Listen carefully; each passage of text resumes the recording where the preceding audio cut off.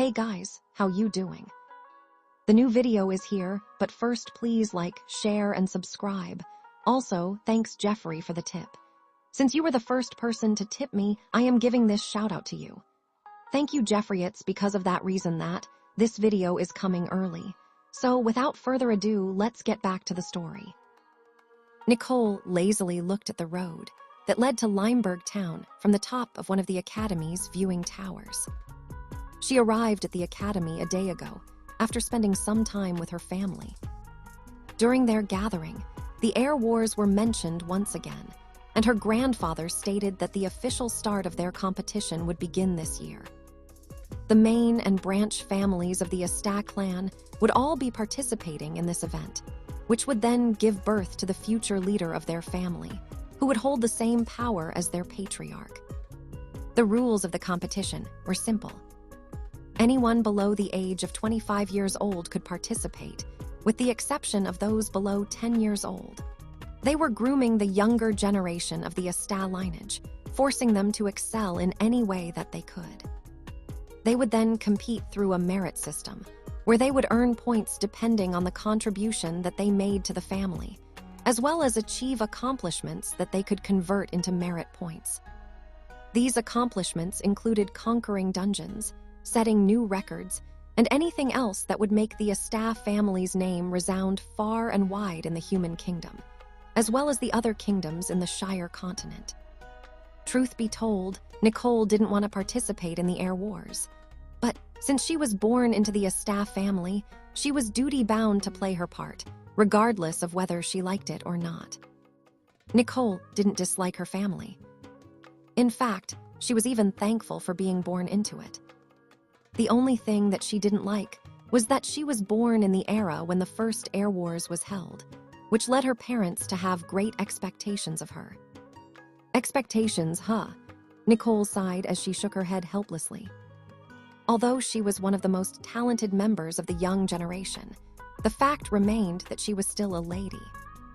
Either she performed well and gained the recognition of the entire family, allowing her to live her life the way she wanted, or be used as a political tool that would be married off to an influential, high-ranking noble family to benefit the Asta family. Nicole didn't want to lose her freedom, and she would do anything to keep it. Even if she didn't win the air wars, as long as she was able to contribute to the family, her achievements would be recognized. Because of this, she needed to show the patriarch that she could bring the family to greater heights by becoming one of the magistratus, who held an important role in the order of the wizarding world. Nicole looked through the telescope of the viewing platform and saw students make their way to return to the academy. There were still 2 days before the classes started, but there were many students who had decided to return early. Nicole saw some of her friends, as well as acquaintances, arrive at the academy gates. She even saw a grumpy-looking Lily riding on her flying broom. As if sensing that someone was watching her, the cutest, arguably the most popular witch among the first years, glanced in Nicole's direction and frowned. She even made a beeline toward the tower in order to identify who was looking at her, and snorted when she discovered that it was Nicole who was watching her through the telescope. Well, it seems that I'm not the only one who wasn't too happy to see their family, Nicole said with a smile on her face. Happy New Year, Lily. Happy New Year to you too, Nicole, Lily replied. Did you arrive just now? No, I arrived yesterday. I couldn't bear to stay in that house a day longer than necessary. And here I thought that the Asta family was just one of those ordinary knight families who thought about honor and their family's heritage. It seems that living in that kind of family has its problems as well. Tell me about it. Nicole shook her head. Go on and return to your manor. I'm sure that your fans will be more than happy to see their goddess return. If they only knew that the apple of their eye had already been plucked and eaten by a dud, they would definitely make things difficult for Ethan. There was no one on the viewing platform aside from Nicole and Lily, so the pink-haired beauty didn't hold back and said what was on her mind. Has he arrived? Lily asked after hearing the young man's name. Look at you. The moment I mention his name, the first thing you ask is if he has already arrived, Nicole said in a teasing tone. Is this what love is like? You wouldn't understand since you're a tomboy, Lily replied. Well, I do admit that I am attracted to both handsome guys and beautiful girls, Nicole smirked. It's a shame that the ones I have my eyes on either have girlfriends or have become Ethan's girlfriends, you included. Very funny. Hey, this is the part where you should be laughing. Lily shook her head helplessly. Although she could pinpoint Ethan's exact whereabouts, she could only do it when she was in a meditative state.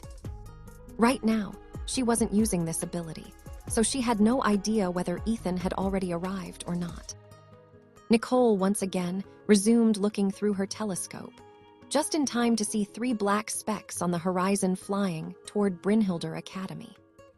Without even saying a word, Nicole summoned her flying broom and flew towards the 3 people, whom he had been waiting for to arrive.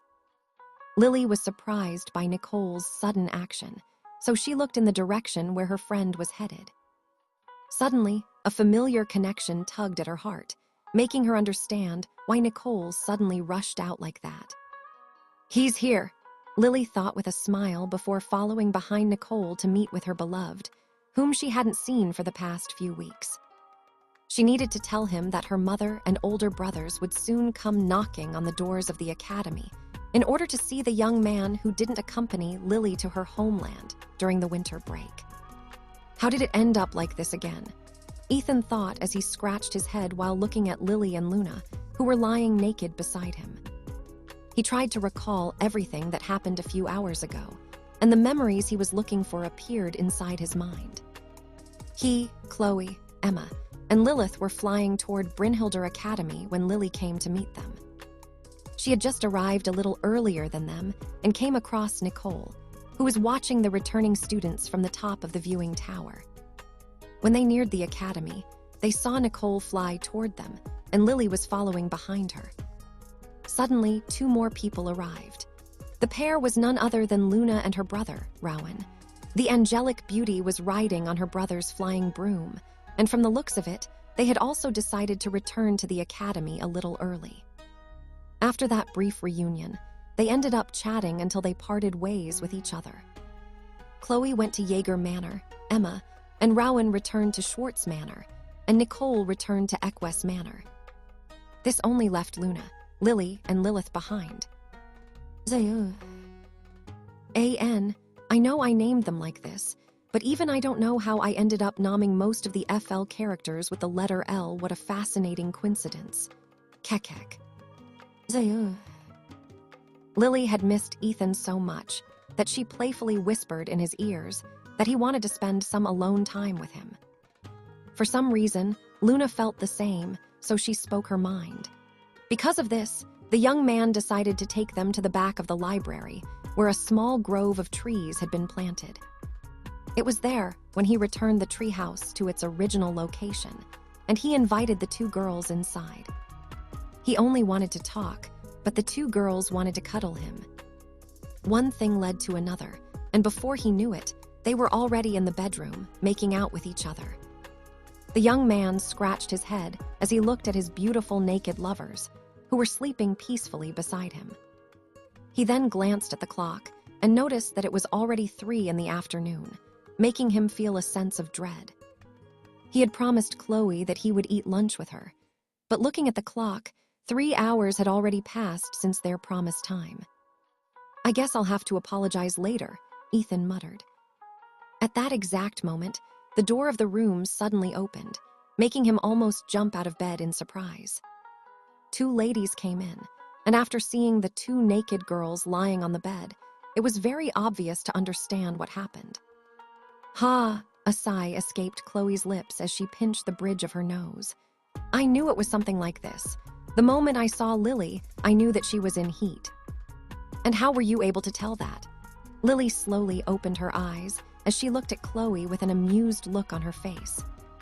Women's intuition, Chloe replied with her arms crossed over her chest. Lily nodded. Fair. The cutest girl in the academy, then did a light stretch before kissing Ethan's cheek.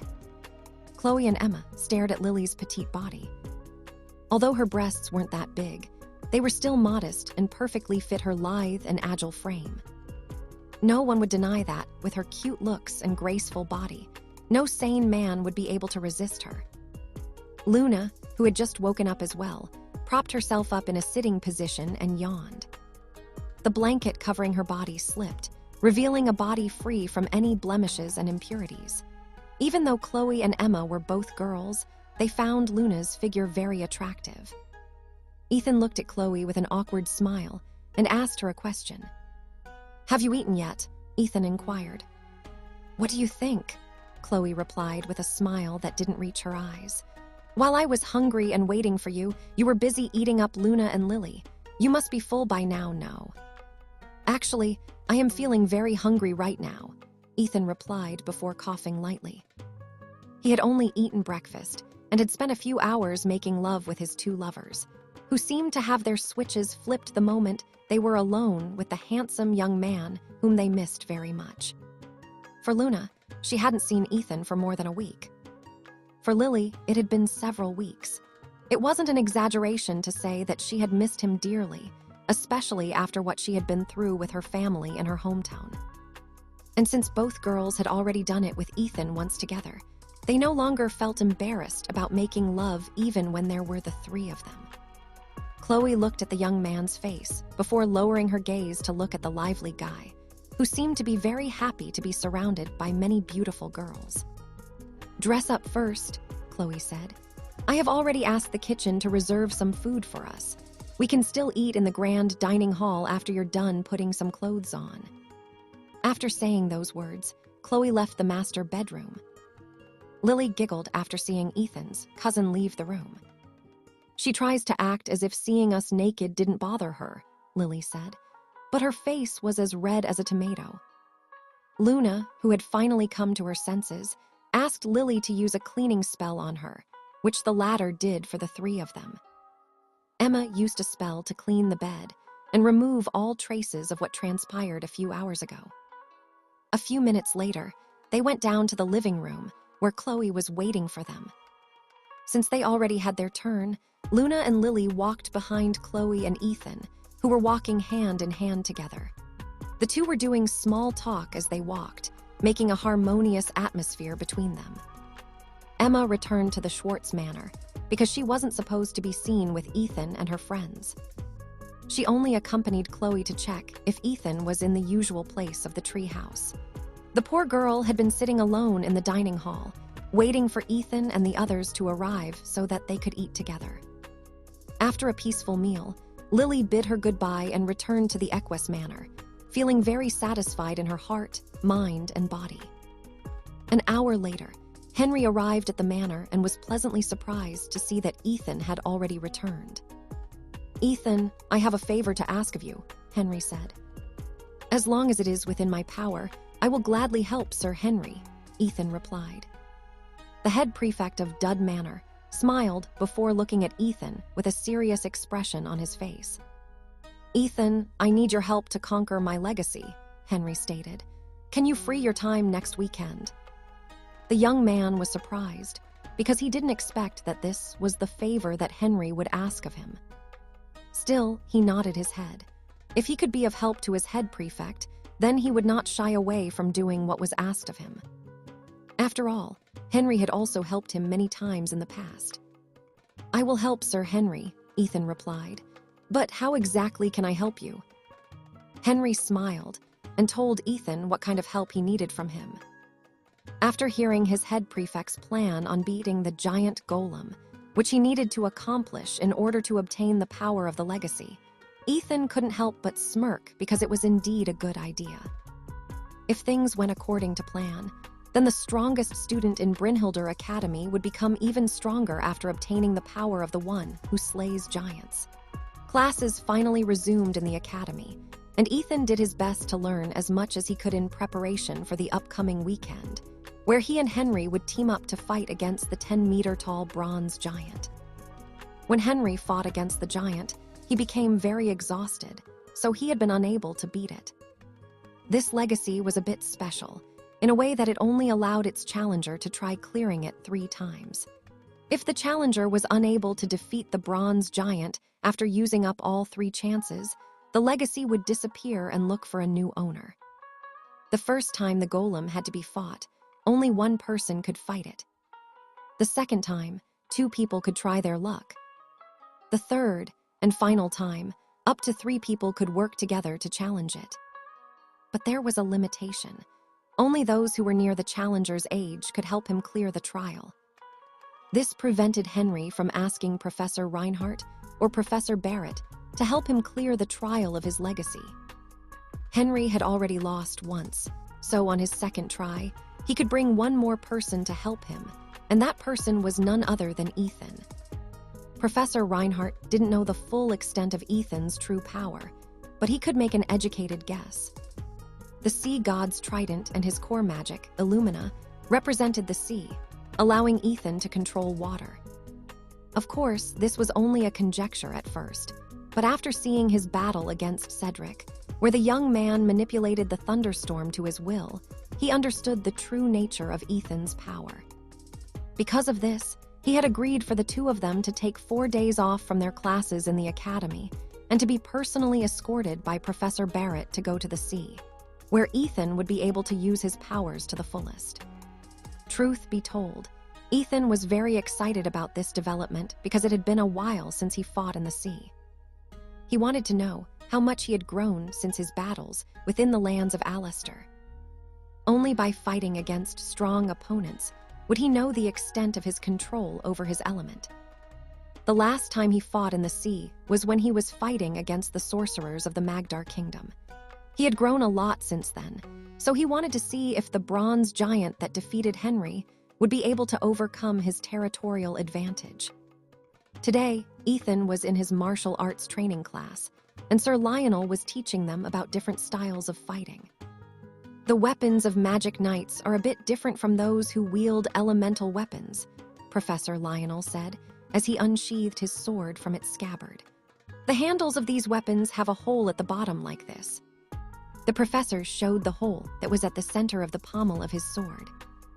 These holes are made on purpose because it allowed us to insert our wands inside it, like so.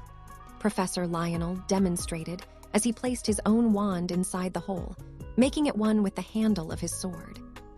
Because of this, we are able to use magic even while wielding weapons in our hands, Professor Lionel explained. But those who have mastered their core magic can have their wands move autonomously while they fight. I'm sure that you have already seen instances where a wand fights alongside their master, even if it wasn't being held by them. The gazes of Ethan's classmates landed on him, because there had been occasions when Ethan fought while only holding onto his trident. His wand would often move autonomously and unleash spells, as if it had a life on its own. They had already seen his partial resonance, which turned his wand into a faint silhouette of a mermaid, allowing him to increase the power of his water-based spells, overcoming his foes in battle. Although mastering core magic is still very early for most of you, there is still a way you can enchant things to move autonomously and support you in battle, Professor Lionel stated. Something similar to this. Professor Lionel then raised his sword, and several daggers flew out of his body, hovering around him.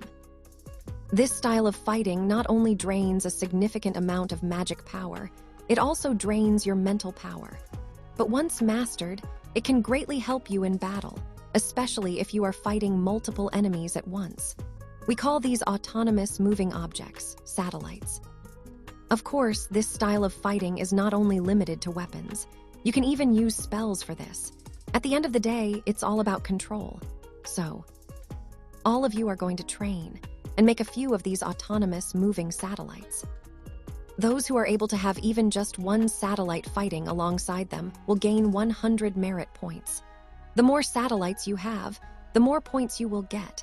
But the maximum number of points you will receive in today's lesson is 1,000 merit points. Bear that in mind. Now I will teach you how it is done. I will only explain it once, so listen carefully. Professor Lionel explained the process of imbuing magical power in an object and giving it a command. The simplest way to master creating a satellite was by imbuing them with a single command. For beginners, it would either be attack or defense. For those who had mastered this technique, they were able to do both. Professor Lionel knew that not many would be able to accomplish his assignment before his class ended. However, he still went along with it, because he believed that his students would continue to practice this technique, even if they weren't in his class. Uthin watched as Chloe attempted to make her fire bullet spell fight autonomously.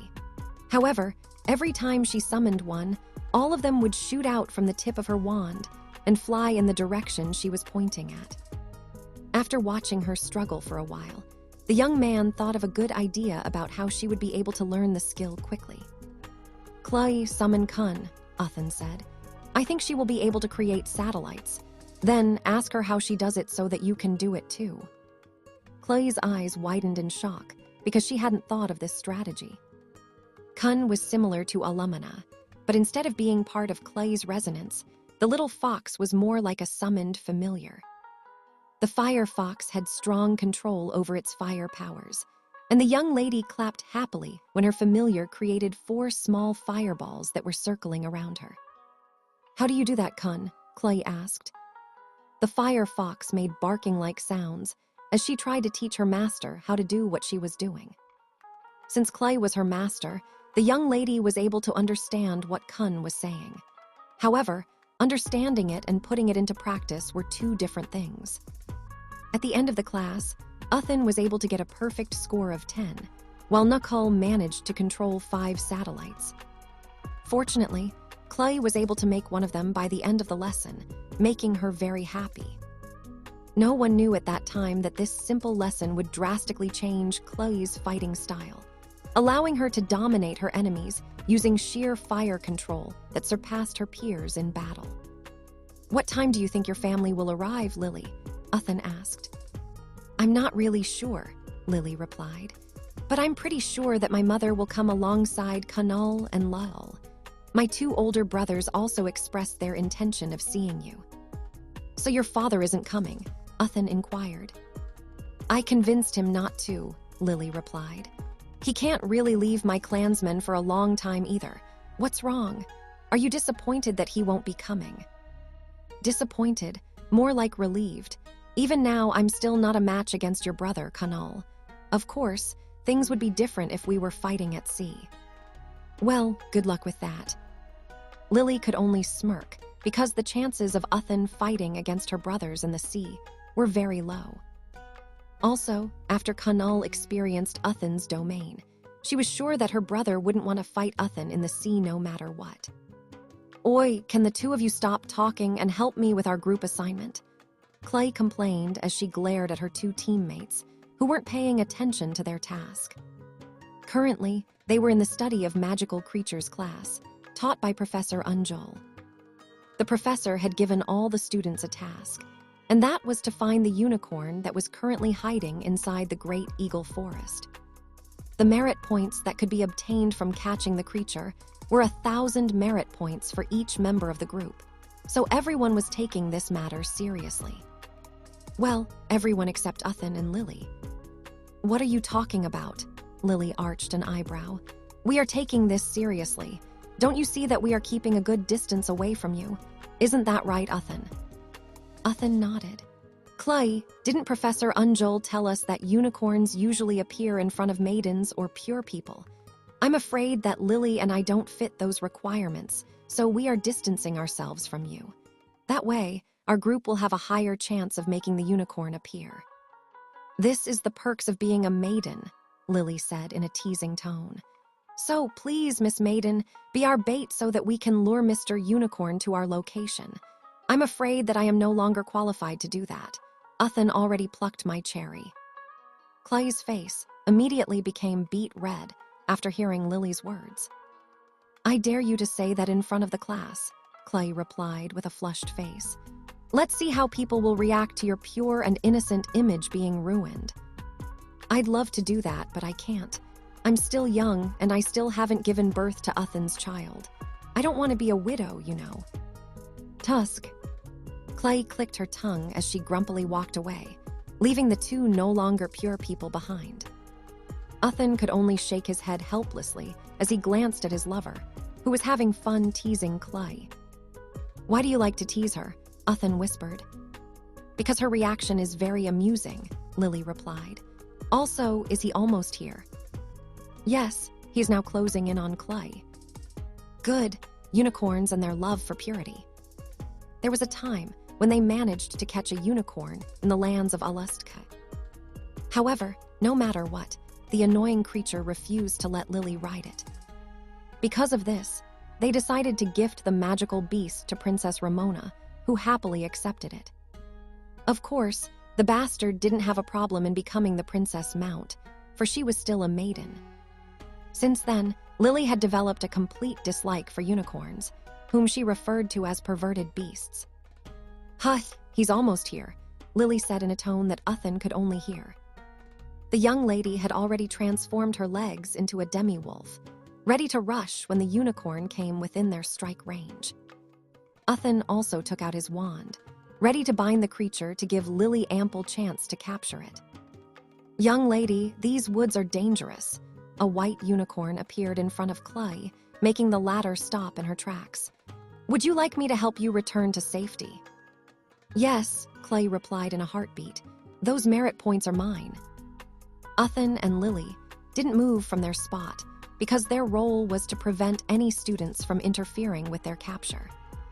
Since more than 50 students were currently inside the Great Eagle Forest, they were keeping a lookout on those who wished to sabotage their win. The unicorn crouched down and allowed Clay to climb onto its back. When she was securely in place, the young lady looked at Uthan and Lily with a smug smile on her face. However, her smugness didn't last for long as several spells rained down upon her from all directions, catching her and the unicorn by surprise. Aqua unguis. Uthan summoned dozens of water snakes that clashed against the spells targeting Clay, dispersing their effects. Glussas muras. Lily erected several ice walls to block the spells that Uthan wasn't able to hit. After the first bombardment had started, the unicorn neighed and teleported a short distance away before running at full speed. Clay, who was riding on its back, held on for dear life as the magical beast ran across the forest floor, evading spells left and right. Some of the teams had decided to wait in ambush in order to steal the unicorn from the other teams. Because of this, Clay found herself in the ride of her life as the unicorn ran, jumped, and teleported to safety. Lily wasn't far behind since she was running at full speed. Since she was wearing pants, no one was able to see that she had transformed her legs into those of a wolf, giving her superhuman speed. Uthan, on the other hand, summoned his wind dancer and flew above the trees. Since his flying broom could move at faster speeds, he was able to catch up to Clay right away while bombarding the other teams with spells in order to protect his lover from harm. 15 minutes later, the unicorn broke through the outskirts of the Great Eagle Forest and arrived at the clearing where Professor Unjol was waiting. "Huh, this is quite unexpected," Professor Unjol said when he recognized that the one that the unicorn had chosen was Clay. "Why did you choose her?" Professor Unjol asked the unicorn through telepathy. "Because she is interesting," the unicorn replied. "How is she interesting?" "Because she is." The unicorn crouched down to allow Clay to dismount from its back. It then moved closer to look at the young lady directly in the eyes, confirming the suspicion that it had earlier. "It is faint, but she indeed has fey blood running through her veins," the unicorn thought. "If this girl can awaken this hidden bloodline, her magical proficiency will grow exponentially." Of course, the unicorn didn't tell Professor Enjal this information. Their race and the Fae lived side by side in harmony, often working together to repel corrupt and evil creatures who trespassed in their domain. It wasn't an exaggeration to call them allies. They shared the same role, which was protector of nature. This was why when Professor Enjal asked it to participate in this little game that he prepared for the students, the one the unicorn chose was Chloe. It simply felt closer to her. The magical creature, then shifted its gaze to the young man with short blue hair, who promptly landed several meters away from him. It subconsciously shuddered after feeling the evil being that was currently residing inside Ethan's body. Perhaps one of the reasons why it chose Chloe was due to this as well. It wanted to save the young lady with the faint trace of fey blood from the creature, whom it recognized as evil. "Girl, be careful of that boy," the unicorn said to Chloe through telepathy. "He is a wolf in sheep's clothing. He is hiding something very evil inside his body." Chloe frowned after hearing the unicorn's words. However, before she could ask it for more details, the unicorn ran back inside the forest and disappeared from sight.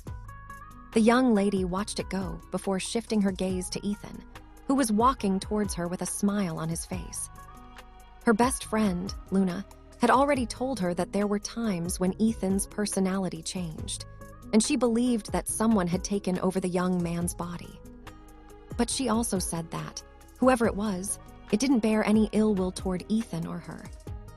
The unicorn's warning further confirmed this suspicion, but the part about the creature inside Ethan being evil worried her.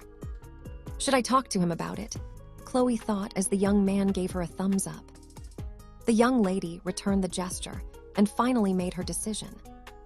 If there was really an evil being inside her lover, then she would do everything in her power to ensure that the man she loved wouldn't choose to take the dark path. A path that might lead to him becoming the enemy of the entire world, once the evil being inside his body started to corrupt his heart, body, and soul. "What's wrong?" Ethan asked. "Is something on your mind?"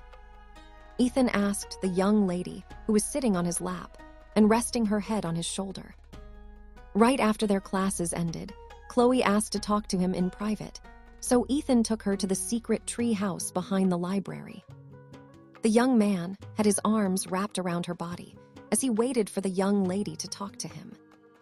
A few minutes passed in silence as the two remained in that position. Ethan's eyes were closed as he rested his body.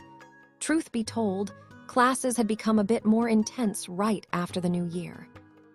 All the professors seemed to be extra motivated to teach their classes, which wasn't a bad thing.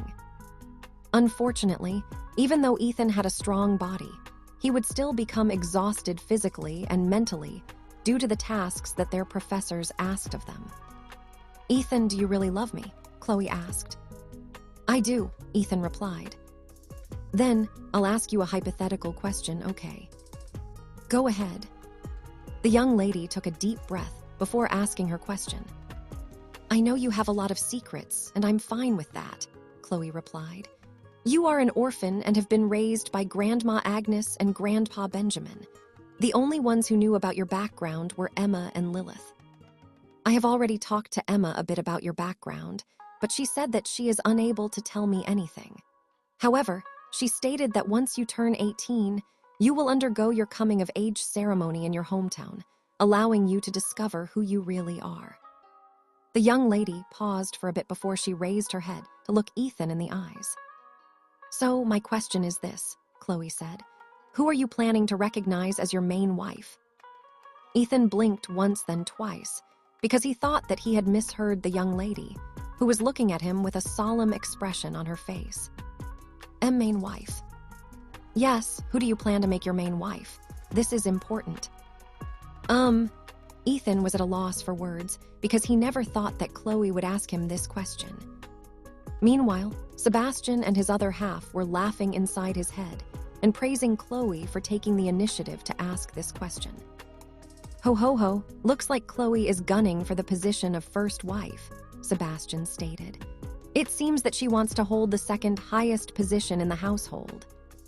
"This girl never fails to surprise me," Ethan's other half commented. "At first glance, people might think that she is the most ordinary among the ladies who hang around with him, but among all of Ethan's secret lovers, she should be the most formidable of them all." Indeed, that straightforwardness can be scary at times. "I know, right?" The two were like commentators in a boxing match, busy giving blow-by-blow details as the match progressed. Perhaps seeing his confusion, Chloe cupped his face and smiled, waiting for his answer. Although she wasn't doing anything else, Her smile was giving Ethan quite a bit of pressure. "Can I not have a main wife?" Ethan replied after a few minutes of silence. "After all, I am planning to marry all of you at the same time." "Ethan, do you know why most people only marry one person in their life?" Chloe asked. "It is because it takes extraordinary effort, understanding, and coordination for all parties to maintain a harmonious relationship in a polygamous relationship. I will not say that everyone who lives monogamous lives is happy with their marriage, but since both parties only have to deal with one partner, things can be worked out. Luna and I get along very well, which was why I proposed that both of us marry you together back then. If it's her, I am certain that the three of us will be able to live happy lives together. Unfortunately, this wish of mine will not come true in this lifetime. Right now, aside from me and Luna, you have Lily, Emma, and soon, Lillian as well. You mentioned that you intended to have 5 wives and a mistress. I have to be honest with you. I am not confident that I will be able to take it well, sharing you with 4 other women aside from Luna." After Chloe stopped talking, silence descended in the room. Even Sebastian and Ethan's other half stopped talking inside Ethan's sea of consciousness, allowing the young man to organize his thoughts. Suddenly, Chloe's eyes widened in shock as she looked at the young man in front of her. Are you crying?" Chloe asked and hurriedly took out her handkerchief to wipe the tears that were falling from Ethan's face. The young man blinked as he raised his hand to touch his cheek, feeling that it was wet. Looking at the tear stains on his finger, Ethan realized that he had been too naive in his way of thinking. As someone who also grew up in a monogamous family, Ethan understood the hardships of being married. Life wasn't always peaceful, and there were times when his grandma and grandpa would argue over things. Whenever this happened, he would leave the house and wander around the farm. Oftentimes, he would go to the river to fish so that when he returned, he would have several fish that his grandma could cook for lunch or dinner. If arguments were normal between 2 married people, then it would be much worse with 5. Also, he didn't know what his other lovers thought of each other. Just like Chloe had said, she got along with Luna very well. However, Lily wasn't Luna. The one who had been his first woman was like a wolf, wild and had a strong personality. Chloe shared similar traits, but unlike Lily, Chloe was more straightforward and stubborn.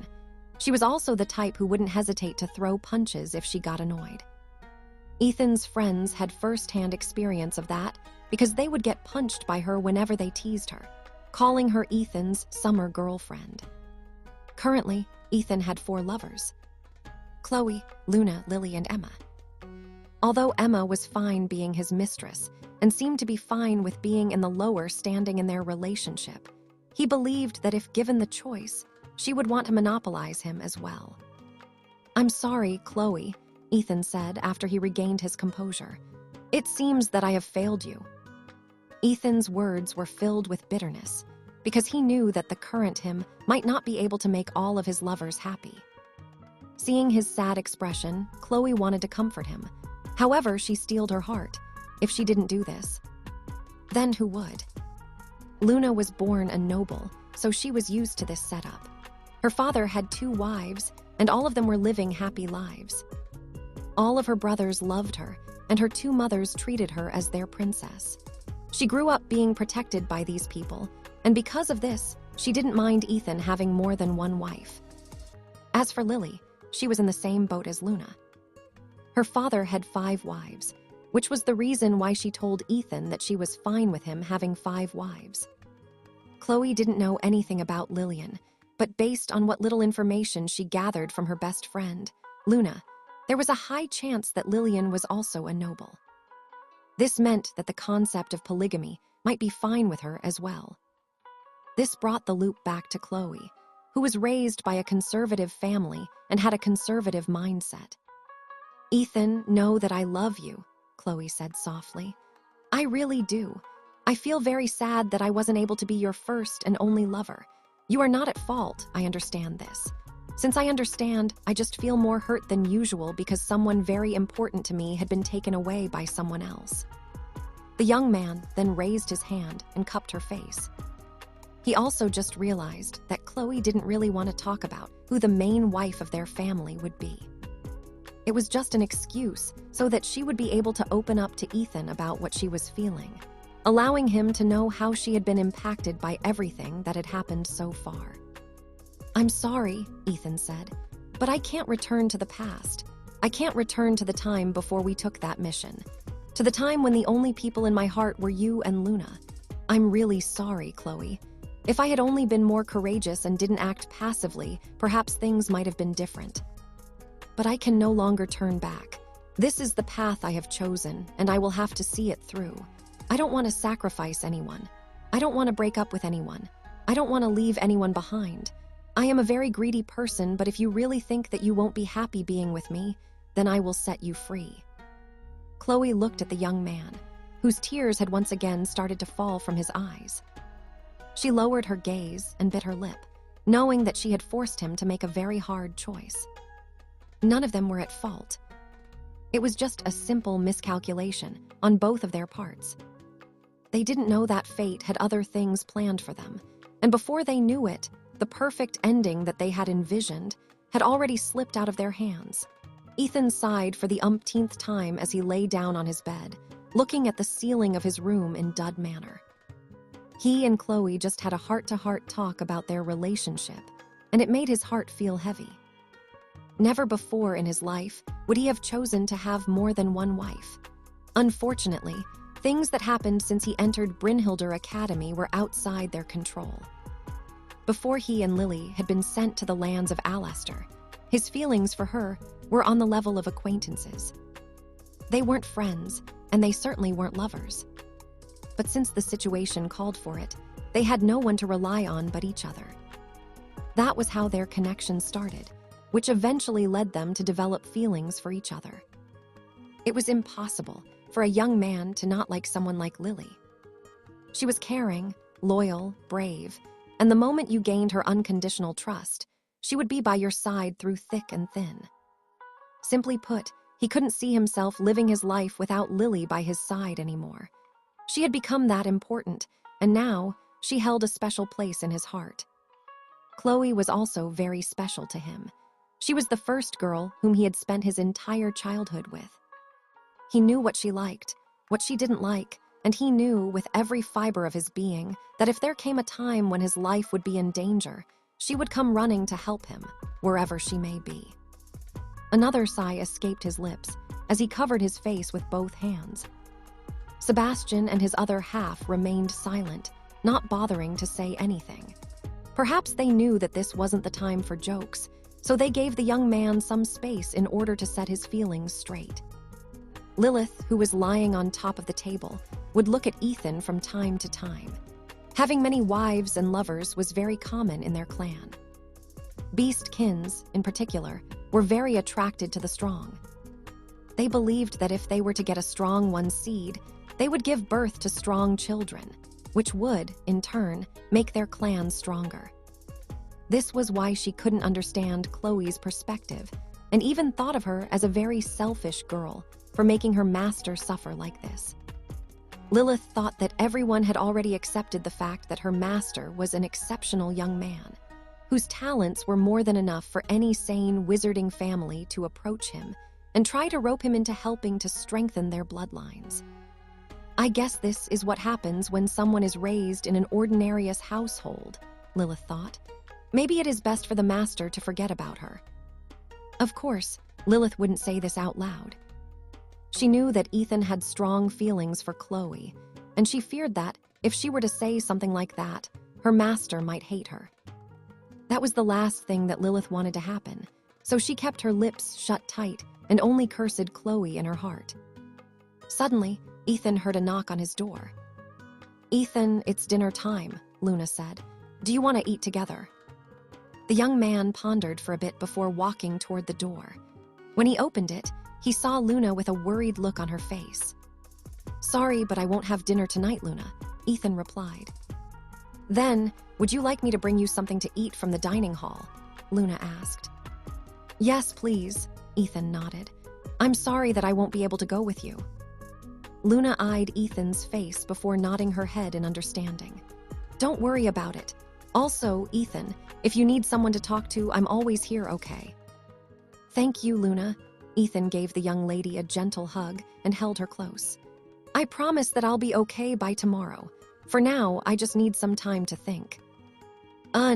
Luna replied as she closed her eyes, feeling her lover's warmth. A few minutes later, Ethan reluctantly took a step back and let her go to the dining hall to eat.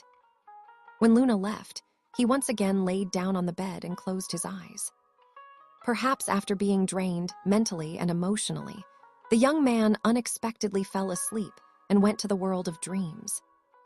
In his dream, he saw an extremely handsome man sitting on top of a pile of corpses while drinking a glass of wine. Countless dead people lay around him, and their blood dyed the ground in a deep shade of red. The man then started to draw symbols in the air, which all glowed and danced around him as if they were newly born entities that he had created. You know, it's rude to peek at someone without their permission, right? The man asked in a teasing tone. Tell me, boy, why are you here? The man looked straight at Ethan while swirling the glass of wine in his hand. Ethan then looked at his left and right side before pointing at his face. Of course, I am talking to you, the man said with a smile. Who else do you think I am talking to? A ghost. Since Ethan thought that this was just a dream, he decided to play along and opened his mouth to speak. However, no words were coming out of his lips. He tried again and again, but still nothing happened. What's this? The man arched an eyebrow. Don't tell me that your spirit has traveled so far from your body that you don't have enough spiritual power to speak. Either way, I welcome your company, so why don't I help you with your problem? The man drew a symbol that looked exactly like the symbol on the back of Ethan's right hand and Emma's chest. After empowering the symbol with his magic, he gave it a flick. It flew towards Ethan, making him feel as if a bucket of cold water had been splashed over his head. All right, can you talk now? The man asked. I don't know, Ethan replied. That's better, the man grinned. Now tell me, boy, who are you and how did you get here? Are you one of my admirers? Although you are quite handsome in your own right, I don't swing that way. I prefer to embrace beautiful ladies. The moment the man said those words, he immediately stopped and looked at his left and right side, as if he had sensed a pair of cold eyes looking in his direction from thousands of miles away. Let me rephrase that. The handsome man cleared his throat. I like beautiful ladies, but even if I want to embrace them, I will never. My wife is the most beautiful, the best in the world. How can I possibly hold any other woman aside from her? I might be handsome, but I am not stupid, you know. The man then chuckled after sensing that the cold gaze aimed in his direction had been retracted, making him pat his chest in relief. Boy, you almost made my wife kill me, the man said in a bitter tone. Can you not make me say such things? It's bad for my heart.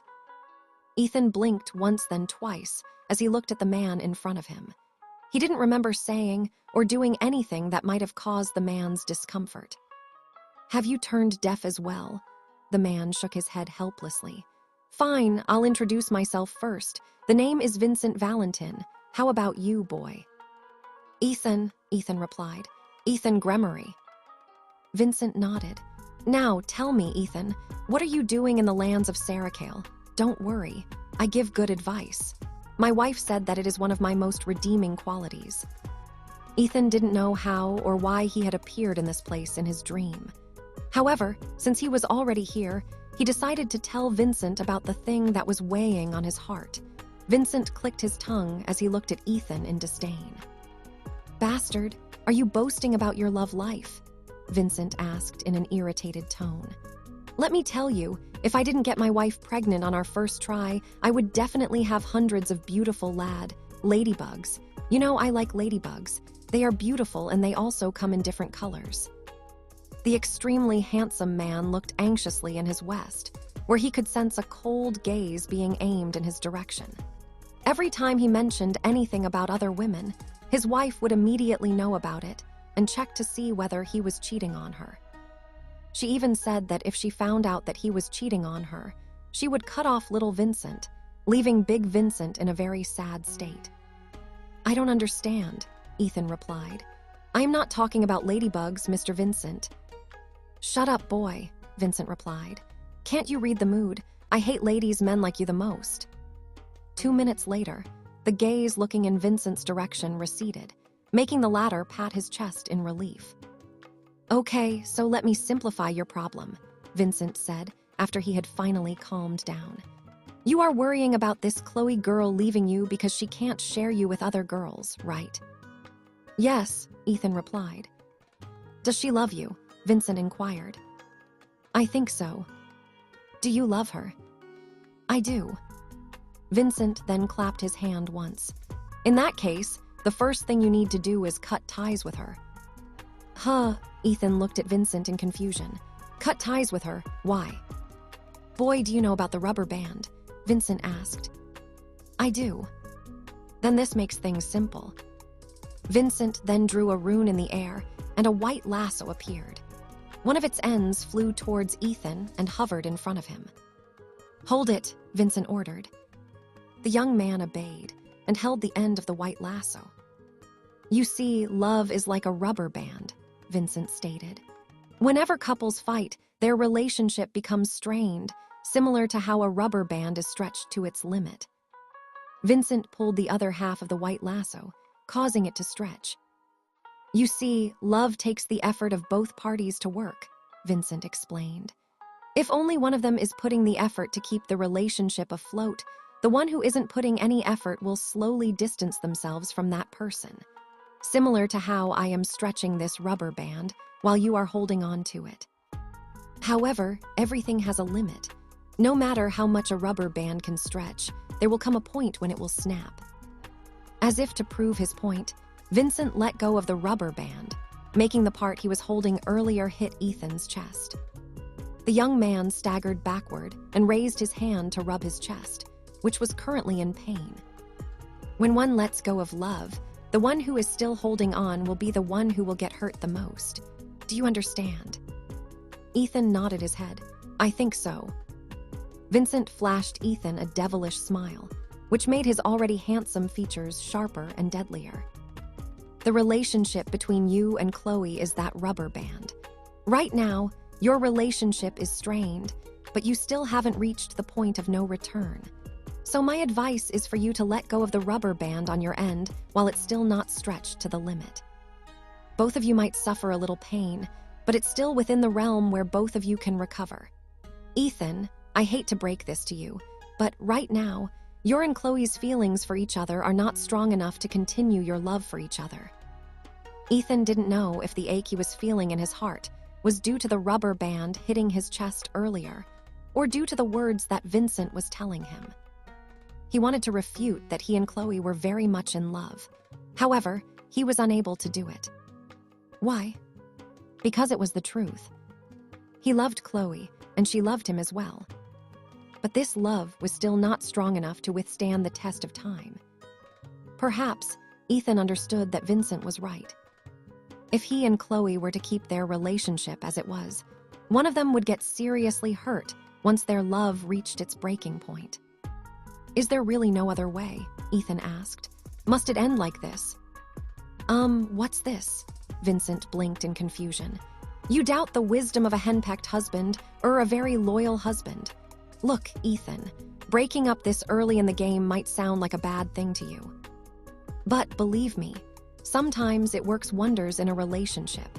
Do you know of that famous saying, distance makes the heart grow fonder? Ethan nodded. Yes. Well, there is something better than that, Vincent stated. Its absence makes the heart grow fonder. Look, both of you love each other. This is very evident since that girl, Chloe, decided to make her feelings known to you. Since that's the case, I think it's about time for this love to be put to the test. If your feelings for each other can overcome this hurdle, then believe me when I say that both of you will only fall madly in love with each other. Vincent then drew another symbol before winking at Ethan. Now, it's time for you to go back. I'm sure that you will think that all of this has been a dream, so in order for you to prove that our conversation was real, I'll leave you with a good luck charm that will keep you safe, at least until we meet again. The extremely handsome man flicked his hand. and a runic symbol flew towards Ethan's chest. A moment later, he felt a strong tug behind him, pulling him away from the lands of Sarakale. Vincent's image grew smaller and smaller until he became a small speck on the horizon. However, before Ethan's vision was consumed by darkness, the man's parting words reached his ears. "The next time we meet, I pray that you have proven yourself worthy. By then, I won't mind sharing my wine with you and telling you the secrets of the Tuatha De Danann." Those were the last words that Ethan heard before his entire world was covered in darkness. It was a one-sided promise made to him by a man whom he had met in a dream. But for some reason, Ethan felt that it would be inevitable for him to meet Vincent a second time. As to why he felt this way, he didn't understand. The only thing he knew was that a day would come when the two of them would meet in the lands of Sarakale, where deities and angels alike fought to their deaths for their own beliefs. A loud banging sound reverberated inside Ethan's room as his body fell off from the bed. The light sleeper Lilith, who had been lying peacefully on top of the table, was awakened by the sudden noise. Master," Lilith jumped off the table and looked at Ethan with worry. "What happened?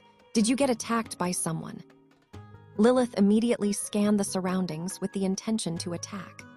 Brynhildr Academy was relatively safe, even more so inside Ethan's room, so she wasn't really putting a lot of effort into observing their surroundings.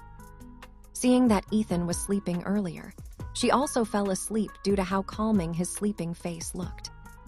She didn't expect that her master would be hurt due to her negligence.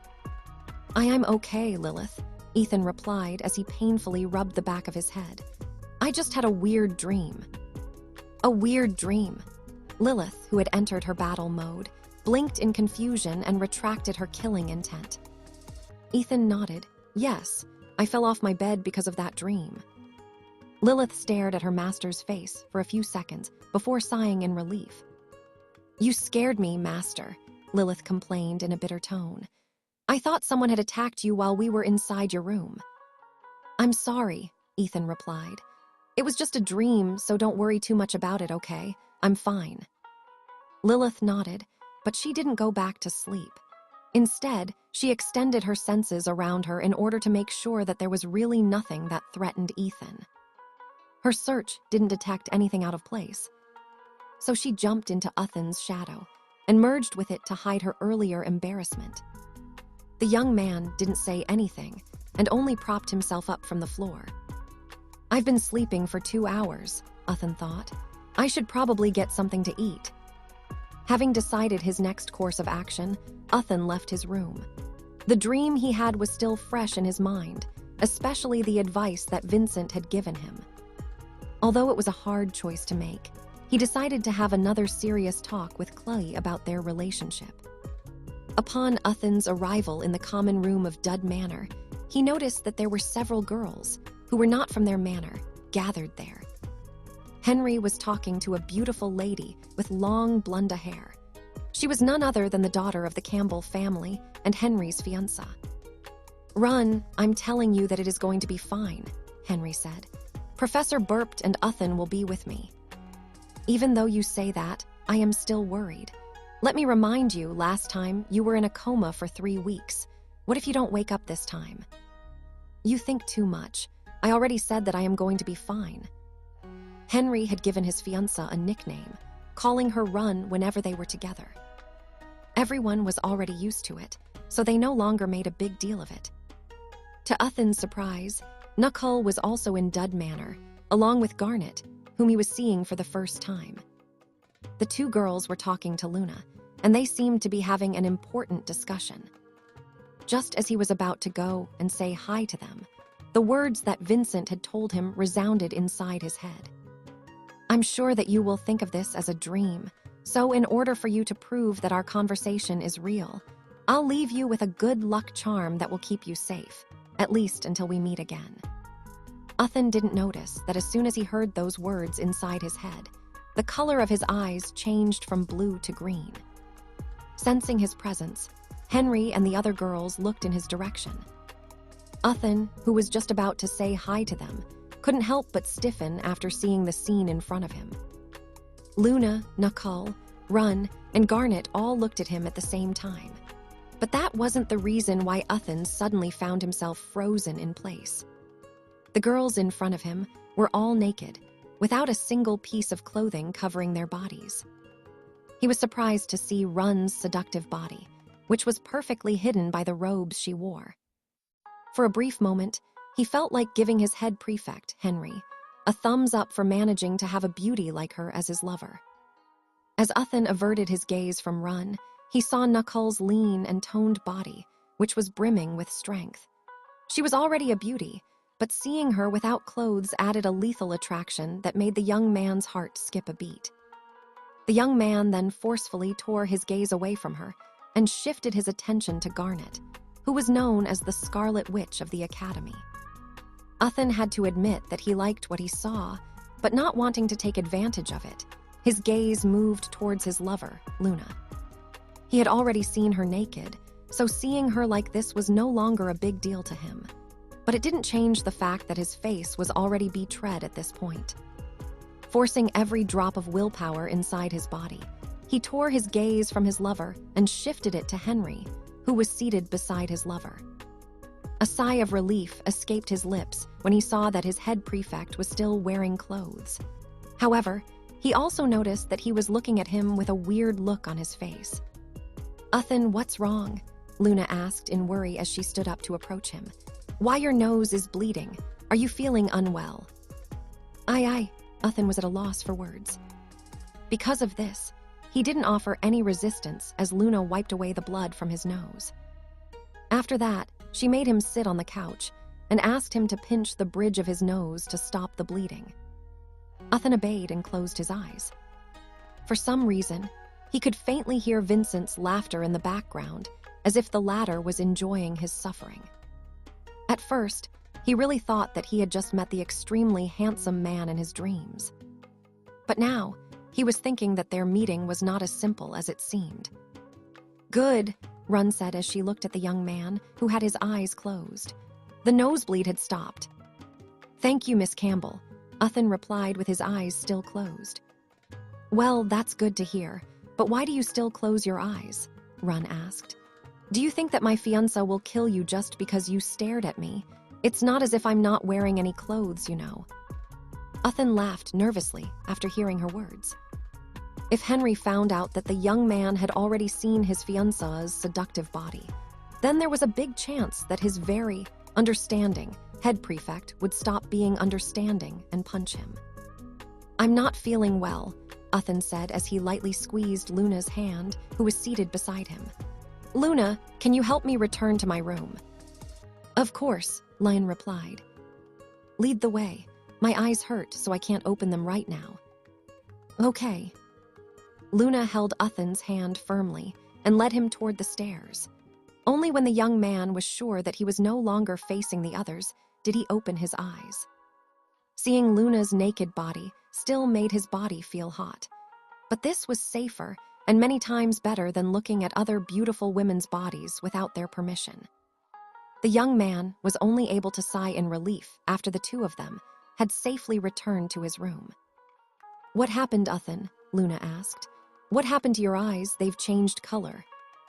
Uthan didn't know if he should tell his lover honestly about what happened or remain silent. In the end, he decided not to tell anyone until he understood what was happening to him. "Lilith, no matter what happens, don't leave my shadow," Uthan ordered. "Understood," Lilith replied. Since her master had given her an order, she would do it without fail. Uthan knew that Lilith was a catkin. Although he still hadn't seen her human form, he had a feeling that he might see it if the black cat were to appear in front of him right now. Luna had already mentioned that Lilith had a very mature and sexy figure compared to them. The young man was certain that if he saw Lilith's human form, he wouldn't be able to look at her the same way again. "Uthan," Luna asked in a worried tone. "I know that it's hard to believe, but I'm really fine, Luna," Uthan replied. "I just need some time to sort things out." Seeing that he didn't want to talk about what was happening to him, Luna nodded and changed the subject. "You must be hungry," Luna said. I was about to bring you food, but Knuckle and Garnet came to look for me, so I have forgotten about it. Why were they looking for you? Uthan asked with curiosity, not minding one bit that his beautiful lover was nakedly sitting beside him.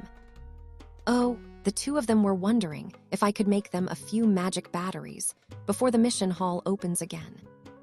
Although I heard that the first and second years will be exempt from going on missions this time around, there are still some individuals who are given special permission to participate. Knuckle and Garnet were some of those individuals, and they were asking if I could reserve 4 magical batteries for them before they start their missions. Uthan nodded in understanding. I see. A few minutes later, Luna left the room to get the food that she had placed in the kitchen earlier. Meanwhile, Uthan looked at his reflection in the mirror and looked at his eyes, which had turned completely green. Subusjun, do you know what is happening to me? Uthan asked.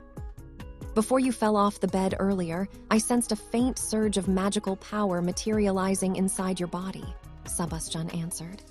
It appeared out of nowhere. I took a good look at it, but I figured that it didn't pose you any real harm. In fact, it seemed to be perfectly compatible with you, so I didn't remove it. Uthan's other half, who had been silent by now, suddenly spoke up. You said that you were dreaming earlier, right? Uthan's other half asked. What did you see in your dream? Uthan explained everything he saw in his dream from start to finish. When he was done, his other half chuckled as if coming to an understanding. So you met Vincent, huh? Uthan's other half commented. Do you know him? Uthan inquired. Uthan's other half nodded. Of course, I know him.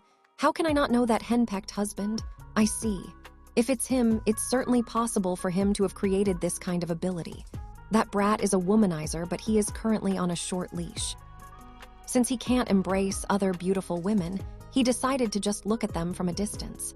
There's no saving that pervert now. Uthan was surprised that his other half knew Vincent, also from his tone of voice. It seemed that he knew him on a personal level. Then, does that mean that I'll be stuck like this forever? Ethan asked anxiously. He couldn't possibly continue his studies at Brynhildr Academy with his current condition. Calm down, have you still not noticed it yet? Ethan's other half asked. This ability is not simple. You can activate it at will even if you don't have any magic power. I finished analyzing it just now, and I've got to say, you got lucky that your soul wandered to his location. My soul wandered to his location. Yes, it's called astral projection. You unconsciously did it, and your soul briefly appeared in the astral plane, therefore meeting him.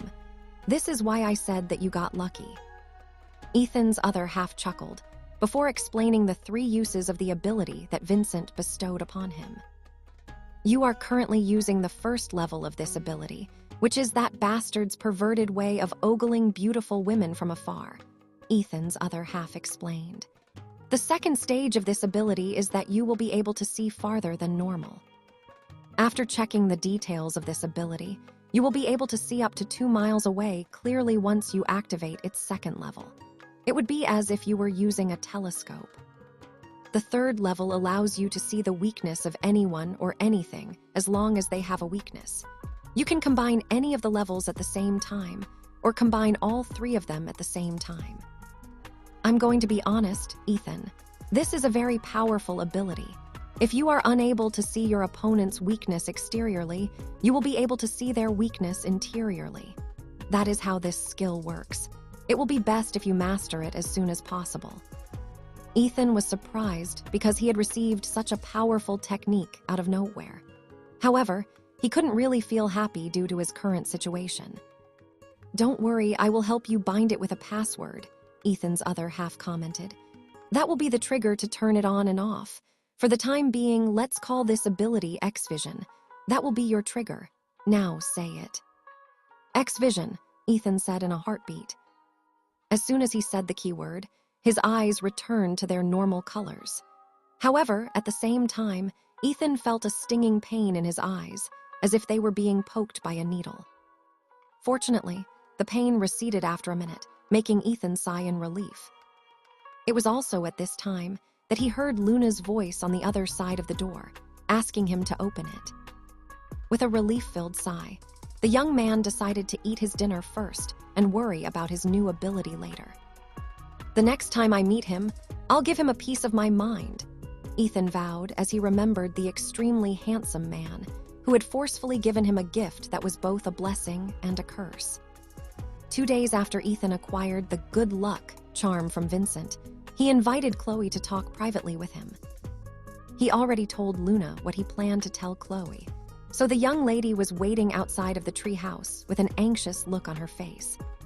Truth be told, he didn't want his best friend and his lover to distance themselves from each other. But Ethan insisted that, even if it would hurt him, he must go through with the discussion in order to prevent him and Chloe from being seriously heartbroken. Nearly half an hour after Chloe entered the treehouse, the door finally opened, and a young lady with long brown hair emerged from it with moist eyes. Tear stains could be seen on the sides of her face, and her eyes were red from crying. Seeing her best friend in this state, Luna wasn't able to hold it in and gave her a hug. Chloe didn't resist and also hugged Luna back. A few minutes later, Chloe calmed down. The two girls walked away from the treehouse hand in hand and looked for a place where the two of them could talk in private. Ethan, who was still inside the treehouse, was leaning back against the couch with his eyes closed.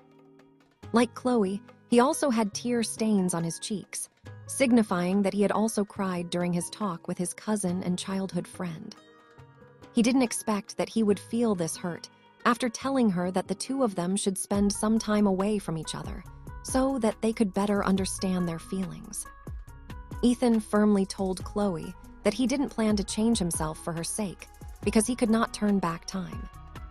Chloe understood this as well, which was why she hugged him and cried on his chest for nearly half an hour before leaving. She had accepted long ago that it was indeed too late to revert things to how it once was, and that there was nothing either of them could do about it. She loved Ethan. At least, this was what she had believed for a long time. However, she was also a greedy person and didn't want to share him with anyone, with the exception of her best friend, Luna. Unlike the daughters born from noble families who got used to polygamy as a way of life, Chloe was unable to accept it. She was raised with love and care in a monogamous family, so she found it hard to change her views. Because of this clash of ideals, she also thought that this was the best course of action for her and Ethan, allowing her to see if her feelings for him would remain despite everything. Lilith, who thought that Chloe was selfish for trying to keep her young master all to herself, was quite happy with how things unfolded. But seeing how hurt Ethan was, she was starting to have second thoughts. "It's fine," Lilith thought. "Master will be able to get over it with time. I'm sure that she will regret her decision to leave him a few weeks from now." The catkin looked at her master and wanted to comfort him, but her instinct was telling her that now was not the right time for it. Ethan gave out a long and deep sigh before opening his eyes. He wanted to hit something so badly in order to vent his frustration. Fortunately, tonight was the promised time when Professor Barrett would accompany him and Henry to the sea. There, the two would work together to fight against the giant bronze golem, allowing the head prefect of Dud Manor to obtain the legacy of He Who Slays Giants. For the time being, Ethan pushed his frustration into the deepest corner of his mind. He would take it out at the right time and let it manifest into a raging thunderstorm, which would reflect the turbulent feelings in his heart. Several hours later, Professor Barrett stood on the deck of the flying ship and looked at the pocket watch in his hand. "It's time to go," Professor Barrett said as he looked at the two teenagers who were also standing on the deck of the ship. "It will take us a day to reach the sea and another day to arrive at our destination. Until then, both of you can stay inside the cabins to meditate and prepare for the upcoming battle." "I'll go down later, Professor," Ethan replied. "I have a lot of things in my mind, and looking at the scenery might help me feel better." "I'll head down the cabin," Henry commented. "I'm quite exhausted from my training, so I'll take this opportunity to get a proper rest." Professor Barrett nodded. "Very well." Henry descended to the lower level of the flying ship to rest, while Ethan stayed on the deck and waited for Professor Barrett to set sail. With a few waves of his wand, the flying ship, which they had used to travel to Nightfall Academy a few months ago, slowly ascended to the sky and headed southeast. Even though they were high up in the air and moving quite fast, the wind that blew across the deck of the ship wasn't that strong due to the air resistance spell that Professor Barrett had cast earlier. Ethan watched as the scenery gradually changed. They flew over towns, villages, forests, lakes, and wild expanses of land that stretched for miles. Although only a little, it helped clear Ethan's thoughts after his talk with Chloe. She's going to sleep with Luna tonight, Ethan thought. I hope that she will feel better with her company. Ethan had always taken Chloe's company and love for granted because he believed that the two of them being together was a very normal thing. The two of them had been inseparable as kids, and when they became teenagers, he had also planned to confess his feelings to her. And that was what he did. But circumstances forced the two of them to make hard choices. Choices he never thought that he would have to make, especially with matters concerning love. Professor Barrett, who had finished setting the spell that would allow the flying ship to fly autonomously toward their destination, walked toward Ethan in order to strike up a conversation. A mischievous smile could be seen on his face because, by the time they returned to the academy, Ethan would find a big surprise waiting for him. As to what that surprise was, the professor didn't plan to say. After all, it wouldn't be a surprise if he knew what awaited him at Brynhildr Academy. 2 days later, they finally arrived at their destination. The flying ship landed on a small, deserted island in the middle of nowhere. They were over 1,000 miles away from the mainland, and the professor was certain that no one would be able to sense or bother them this far out into the sea. The sun was peeking from the east, officially beginning the start of a new day. "Are both of you ready?" Professor Barrett asked. Ethan and Henry nodded. The two of them had already made their preparations, especially Ethan, who had kissed dozens of fairies in the garden in order to raise his magical reserves to its peak. He knew how important this trial was for Henry, so he had no plans of letting the other party down, especially after everything that the head prefect had done for him in Dud Manor. "Let's do this, Ethan," Henry said. "Understood," Ethan nodded. Professor Barrett then chanted a long magical verse, gathering power at the tip of his wand that was aimed in Henry's direction. Unlike last time, when the bronze golem had forcefully taken Henry into its domain in order to fight, the gigantic figure would appear in the real world to conduct its trial. This was also why Professor Reinhardt and Professor Barrett told Henry that asking Ethan for help was his best course of action, especially since they could choose the battleground where they would fight the bronze giant. The moment Professor Barrett finished chanting his invocation, a blue beam of light shot out from the tip of his wand and hit Henry's body. A moment later, the teenager took off his wizard robes, pants, and shirt, leaving only his swimming trunks. His chiseled body, honed for combat, glistened as the rays of the sun hit him. A liquid-like coating could be seen on his skin, making it look glossy. A moment later, a pair of gills appeared on the sides of his neck, which made Ethan understand what Professor Barrett was chanting earlier.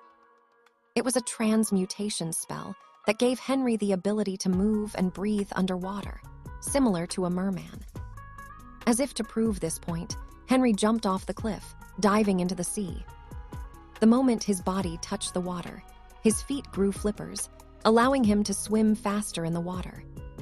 His hands didn't change, and he used them to hold one silver dagger each, ready to fight against the foe that he would be fighting.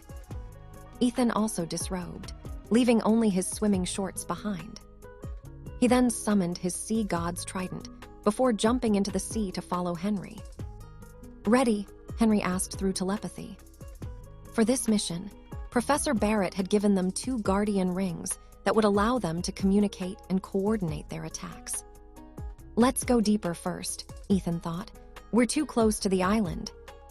Henry nodded in understanding and followed Ethan towards the depths. This wasn't Henry's first time swimming in the sea, but this was his first time diving to such depths. It was still dark around them, making it hard to see. At most, he could only see a dozen meters in front of him, and that was it. Perhaps, understanding this as well, the sea god's trident in Ethan's hand glowed, shooting a beam of light toward Henry. A second later, the teenage boy gasped upon realizing that he now had clear vision under the water. Although everything around him looked light gray, it was much better than being in complete darkness. Henry saw many alien-looking deep-sea creatures that would certainly freak out his fiancée if she were ever to lay her eyes on them. Finally, after reaching a depth of 1,000 meters, Ethan gave him a nod, signaling him that they were deep enough for battle. The head prefect of Dud Manor took a deep breath and pounded his chest once with his closed fist. Suddenly, an arm made up of crystal shot out from his body. It then grew bigger and bigger. From inside the crystal, a giant opened its eyes. Its blue eyes shone brilliantly in the darkness of the sea, making the crystal that trapped its body shatter into countless pieces. "Well, it sure knows how to make a grand entrance," Ethan commented with a smile on his face.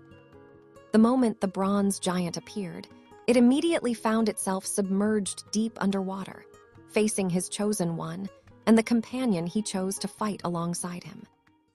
Ethan didn't wait for the bronze giant to make his move and immediately unleashed his opening attack. Aqua Anguis. The sea churned as dozens of water snakes, the size of a motorbike, swam toward the 10-meter-tall bronze giant with their fangs ready to strike. Showing no reaction on its face, the bronze giant unleashed a punch that instantly obliterated the nearest water snake within its strike range. "This is weird. It's not sluggish in the slightest," Henry commented, after seeing that the bronze giant was fighting normally as if it was on land. With a swift flurry of punches and kicks, it decimated several water snakes in the span of a few seconds. However, some of the water snakes managed to get close to it and sank their fangs into its body. Unfortunately, they were not able to penetrate its bronze skin, making Ethan smirk. "Good," Ethan sneered. "It wouldn't be fun if you were defeated so easily." Unlike Henry, Ethan could talk under the sea and still be heard by people around him, as if he were talking on land. He didn't know if the bronze giant could understand him or not, but after he said those words, the giant shifted its attention to Ethan and threw a punch in his direction. The water rippled as the force of the bronze's giant's punch surged forward, similar to a cannonball shot from a cannon. Ethan wasn't fazed by such an attack in the slightest. This was his domain, and even the bronze giant would find it difficult to harm him on his home turf. With a wave of his hand, the force behind the attack of the golem dispersed without a trace. The water snakes who had been biting and ramming their heads on the bronze giant weren't doing any real damage, making Henry frown. Ethan, who was finding this amusing, ordered the water snakes to restrict the bronze giant's movements. All of them obeyed and coiled themselves at the bronze giant, who struggled to break free from their hold. Ethan then pointed the tip of his sea god's trident at his opponent and chanted, "Aqua Tormentis." A giant water ball, half the size of the bronze giant, shot out from the tip of Ethan's trident, hitting the bronze giant on its chest, causing it to take several steps back from the force of the attack. Ethan laughed as he swam above the bronze giant and once again repeated his attack. However, this time, countless giant water balls appeared around him. Magna Aqua Tormentis. The water balls descended upon the bronze giant, making its body fall prone on the seafloor.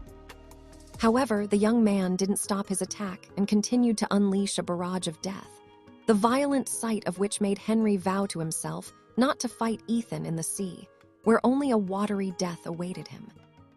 Even after being bombarded by dozens of giant water balls, the bronze giant didn't seem to be hurt by them and stood up after the barrage was over.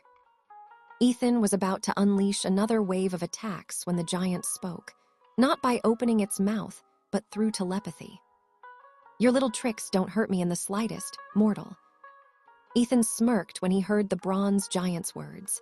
He didn't even care whether the bronze giant's words were true or not, because right now, all of that didn't matter. "I don't care if my little tricks don't hurt you," Ethan stated. "Then why struggle?" the bronze giant asked. "In the end, it's all futile. You're the perfect training dummy, that's why. So what if my attacks don't hurt you? All you need to do is accept them until I'm satisfied." The bronze giant didn't expect that the mortal holding the trident in his hands would treat him as a mere training dummy. He, who could slay giants through pure physical strength, had been feared across the land until the time of his death. Before he breathed his last, he decided to impart his techniques and ability to the next person who would carry his legacy. He did it by fusing his will to a bronze giant made by the best conjurer of his time. An indestructible body, which would never break. A strength that surpassed dragons. A punch that could kill giants.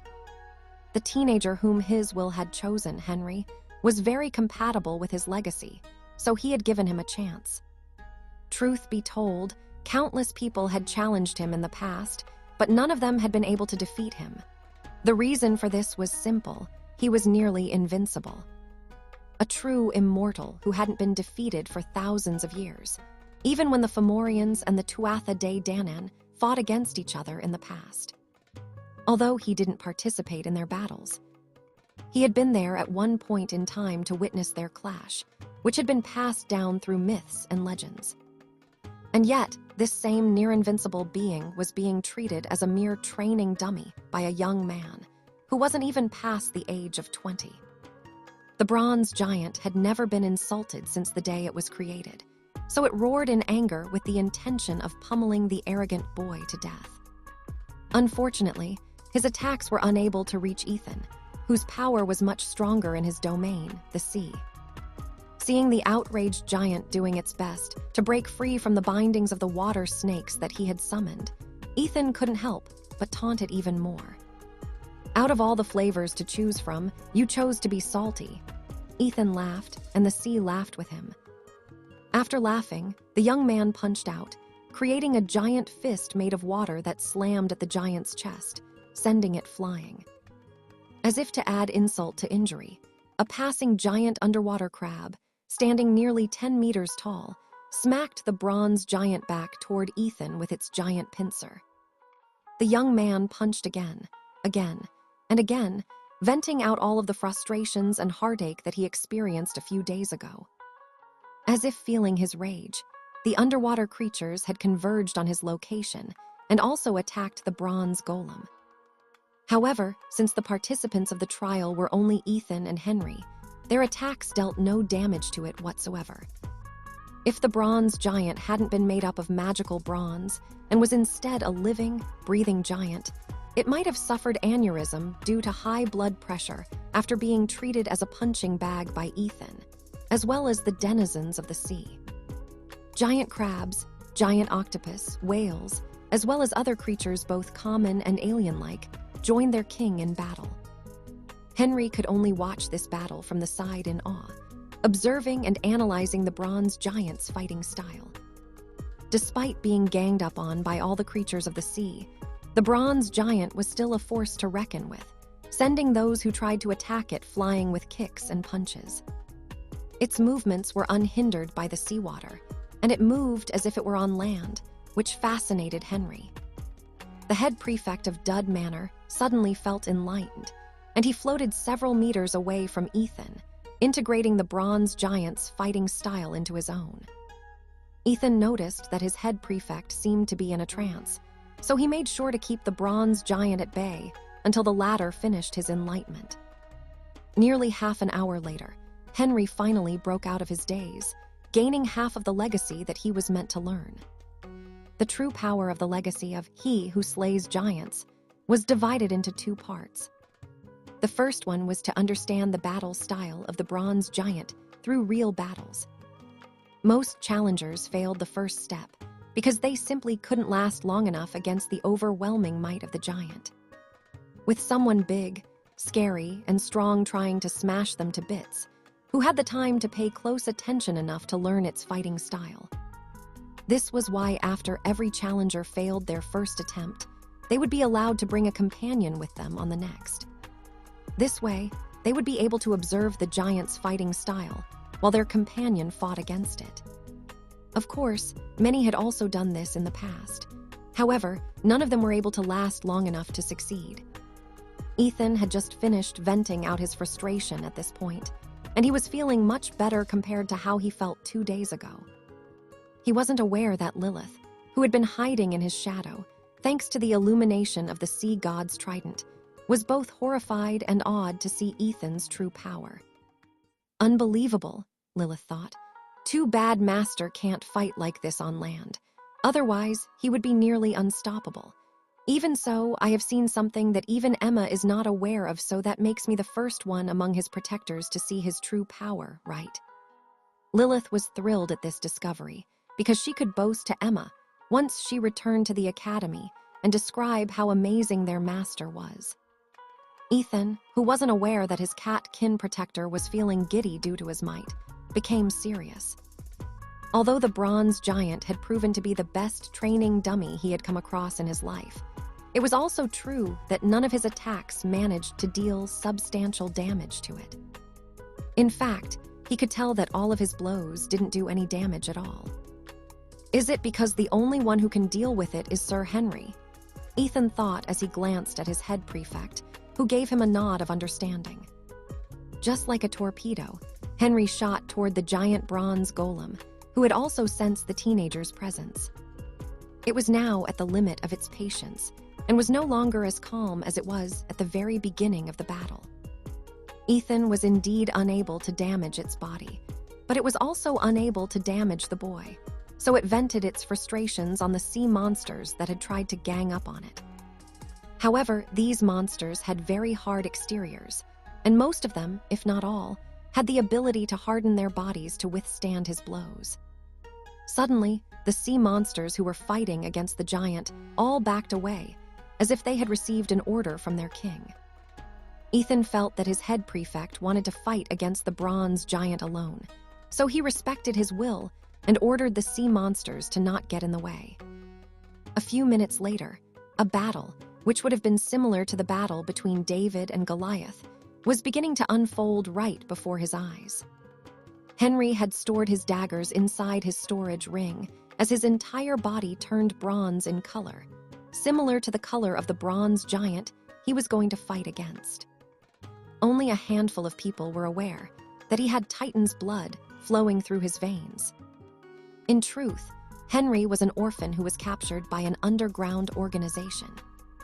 This organization performed experiments on human children, hoping that they would be able to create a hybrid that possessed the powers and traits of the creatures whose blood they were injecting into their young bodies. Henry was one of the handful of children who managed to survive this terrifying ordeal that had killed thousands. But before the rogue wizards and witches could even rejoice at their accomplishments, their underground base was raided by the magistratus, who had been tracking their members for a long time. Professor Barrett was the leader of that operation, and with him taking the lead, those who were in the underground base were all captured or killed. He and his subordinates decided to take custody of the children, letting them live the life that they had been deprived of for many years. Henry, who was one of the most promising experimental subjects, slowly regained his humanity. However, the horrors that were forced on him remained with him until today. He had been forced to become the perfect killing machine, deprived of feelings, and only able to follow the orders of his superior. It was thanks to the love and care of his adoptive family that his frozen heart gradually thawed, and he was even able to experience what it was like to fall in love. As the two clashed, Henry activated the power of the Titan bloodline inside his body and met the bronze giant's punch head-on. The impact of their collision made the two back away several meters, but the first one to recover was Henry. Using his smaller size and speed, he darted closer to the bronze giant and punched its leg, hoping that it would break it somehow. While his attack did land, and the force of his punch made the bronze giant fall down on the seafloor face first, it didn't receive any damage like before. Seeing this, Ethan felt as if the giant was truly immortal and indestructible. The two exchanged several more blows, with Henry being able to outspeed and out-hit his opponent. He was like a fly buzzing around the giant, punching it here and there, while the bronze giant was unable to land a blow on his body. But just as Ethan was thinking that this battle would last for a long time, his other half told him something that made him feel slightly anxious. "Henry's Titan strength has a limit," Ethan's other half said. "Once the duration of his strength buff ends, he will enter a weakened phase. I have been observing the battle from the get-go and came up with a conclusion." "And that is?" Ethan asked. "This giant looks invincible, and maybe it really is, but there is no such thing as an invincible opponent," Ethan's other half commented. "Everyone and everything has a weakness. If not, this legacy trial would be nothing more than a hoax. I have suggestions. Lend me your body for a few seconds while I try something out." "Don't worry. I will let you observe what I am about to do, so that you will have an idea of how useful Vincent's technique really is." Ethan nodded and relinquished control of his body to his other half, who didn't waste any time and activated the third level of Vincent's X-Vision. The third stage of this ability allowed someone to see the weak point of their opponent, which would aid them greatly in battle. This was a skill that Ethan still hadn't mastered, and he was about to see how useful it was in real time. Ethan, who was sharing his other half's vision, saw something red flash on the bronze giant's body. "Do you see it?" Ethan's other half asked. "That is the bronze giant's weakness. It is something that you wouldn't expect from a creature as big as it." After Ethan saw the weakness of the bronze giant, his other half returned control of the body to him, allowing Ethan to communicate with Henry directly and tell him where to attack his opponent. "Sir Henry, the bronze giant's weakness is on its right heel," Ethan said. "Aim your attacks in that place." Henry, who heard Ethan's words loud and clear, swam behind the giant and kicked its back, making it fall down. He then swam toward the giant's right heel and harnessed all the strength in his body for one final blow. Perhaps sensing that his opponent had finally discovered its weakness, the bronze giant hurriedly stood up. At least, it tried to. However, at that exact moment, 4 giant hands made up of water pressed down on his body, holding down his limbs and preventing it from moving. Given this opportunity, Henry unleashed his punch at the weakness that Ethan had pointed out. A loud metallic crack was heard the moment his fists collided with the giant's heel, making the latter scream out in pain. Soon, the crack on the giant's right heel started to spread upwards, until it encompassed the bronze giant's entire body. Just before the bronze giant shattered, a voice that was filled with pride and anticipation reverberated throughout the sea, ending the trial that had not been conquered for thousands of years. "You passed. Now accept the full power of my legacy." A moment later, a brilliant light illuminated the dark sea floor, with Henry at its center. Now that the legacy of the one who slays giants had fully integrated with his body, the head prefect of Dud Manor fell unconscious with a victorious smile on his face. Professor Barrett looked at the churning sea with a frown. It had been more than half an hour since Ethan and Henry dove into the sea to start the trial to acquire the legacy of he who slays giants. Although he was confident that Ethan would be able to help the head prefect of Dud Manor to overcome his trial, he was still not 100% sure that the 2 teenagers would be able to succeed. Suddenly, something rose from the surface of the sea, which made Professor Barrett sigh in relief. Ethan was riding a sea dragon made up of water, and Henry was lying on its back, unconscious. Professor Barrett could somewhat infer the result of the trial, based on the faint smile on Ethan's face. If they failed, he would have had a more gloomy expression, which proved that, although Henry was unconscious, he had successfully gained the power of the legacy. "Both of you did well," Professor Barrett praised as soon as Ethan's sea dragon landed a few meters beside him. "Thank you, Ethan, for helping Henry." "This is the least I could do for everything Sir Henry has done for me," Ethan replied. Professor Barrett nodded and pointed his wand at Henry. He then used the spell, Leviticus, to lift the unconscious boy with magic and bring him onto the deck of the flying ship. Ethan followed behind after dispelling the sea dragon, making it return to the sea. Now that their mission was over, it was time to return to Brynhildr Academy, or so he thought. It seemed that Professor Barrett had another plan in mind for them. "We are going to make a stopover before we return to the academy," Professor Barrett stated. "The headmaster contacted me a day ago and asked me to visit a friend of ours in Dawnbreaker Academy. It will be half a day's travel from here. After that, we will stay there for 3 days to help them with something. Only after that will we return to the academy." Professor Barrett then flicked his wand, making Henry's body float in front of him, as he and Ethan headed to the lower deck of the ship. The professor then opened the door to Henry's cabin and then deposited him to the bed so that the latter could rest properly. After that was done, he motioned for Ethan to follow him back to the deck of the ship. "First things first," Professor Barrett smiled. "As a reward for helping Henry obtain his legacy, you will be given 30,000 merit points." Ethan didn't expect that he would be given such a generous reward for assisting his head prefect to complete his trial. Of course, he didn't reject this boon and accepted it gratefully. "Now, let's talk about Dawnbreaker Academy," Professor Barrett said as he waved his hand, raising the sails of the flying ship and making it rise toward the sky. "Our friend is in need of help, and since we are conveniently near their location, the headmaster decided to send us there to lend a hand. Don't worry. He has already talked to your professors about this matter, and you and Henry will gain an additional 50,000 merit points by participating in this mission." 50,000 merit points to participate in this mission is quite an offer, Professor, Ethan replied. "Does this mean that the mission this time is just as difficult as obtaining the legacy of he who slays giants?" Professor Barrett nodded. "Quite perceptive of you, Ethan, but you are right.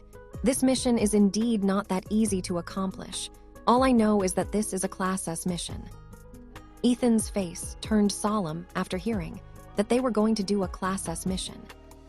Class S missions were missions that the Academy had deemed to be of the utmost importance, allowing only their best students to participate in its completion. No student would be able to find this kind of mission in the mission hall, since only the headmaster of the Academy could decide and approve the students who would participate in this mission. In short, S-class missions were not chosen voluntarily. They were assigned to the students by the headmaster of the Academy. "I should have kissed more fairies while I was in the Academy," Ethan thought. "I just hope my 2 magic batteries will be enough to complete the mission." He had spent quite a bit of magical power when he fought against the bronze giant. Although he could manipulate the seawater at will, Ethan got carried away and unleashed other spells on a whim as he vented out his frustrations on the indestructible training dummy. The flying ship soared high in the sky and flew southeast, heading deeper into the sea. 9 hours later, they arrived at the Streatham Isle, which was one of the largest islands in the southeast of the Shire Sea. The size of this island nation was half that of Eastshire, and it was considered to be one of the gateways that led to Middle-earth, which also went by the name Midgard. 3 hours later, Ethan saw a floating island, which Professor Barrett had told them was the floating island of South Haven. It is said that this island hovers about 2,000 meters above sea level, Professor Barrett commented as he turned the flying ship to head straight to the island. It also houses the one and only magical academy on Streatham Island, which is our destination today, Dawnbreaker Academy. "Professor, is that a natural floating island?" Ethan inquired. "Also, why are there so many wyverns here? Are they perhaps the Academy's guardians?" "The floating island is a natural one," Professor Barrett replied before narrowing his gaze at the wyverns, who were eyeing them with hostility. "If I remember correctly, the guardian of Dawnbreaker Academy is an elder wind elemental, so these wyverns are not part of their security measures."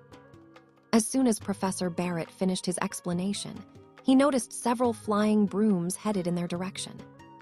"It seems that our escort has arrived," Professor Barrett stated. "They are currently under martial law, so whatever you do, don't do anything that might provoke them. Leave the talking to me." Ethan nodded in understanding and stood still beside the professor as several wizards and witches surrounded their flying ship with wands at the ready. All of them were looking at the wyverns anxiously, ready to attack at the slightest sign of aggression. Ethan didn't know if the Class S mission revolved around the eradication of the wyverns, who seemed to be only watching them from afar. "Who are you?" an adult wearing a purple wizard robe asked.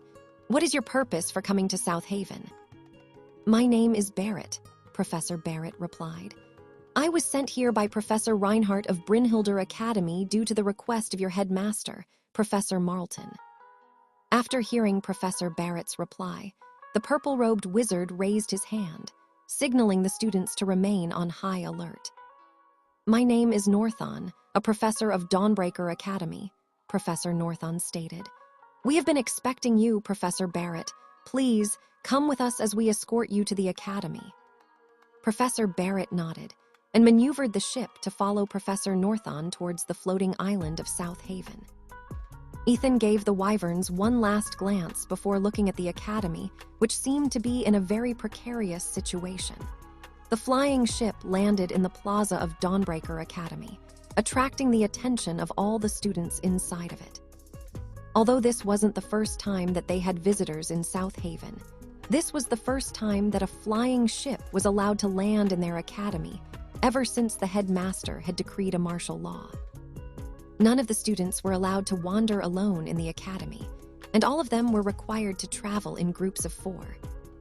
They were also not allowed to leave the floating island and were asked to return to their rooms before sunset. These measures had been in effect for the past 4 days, and all the professors were required to patrol the academy grounds in shifts to ensure that no students were breaking the rule. "This reminds me of when the Wendigo was at large within the Great Eagle Forest," Ethan thought. "Is Dawnbreaker Academy facing a similar threat?"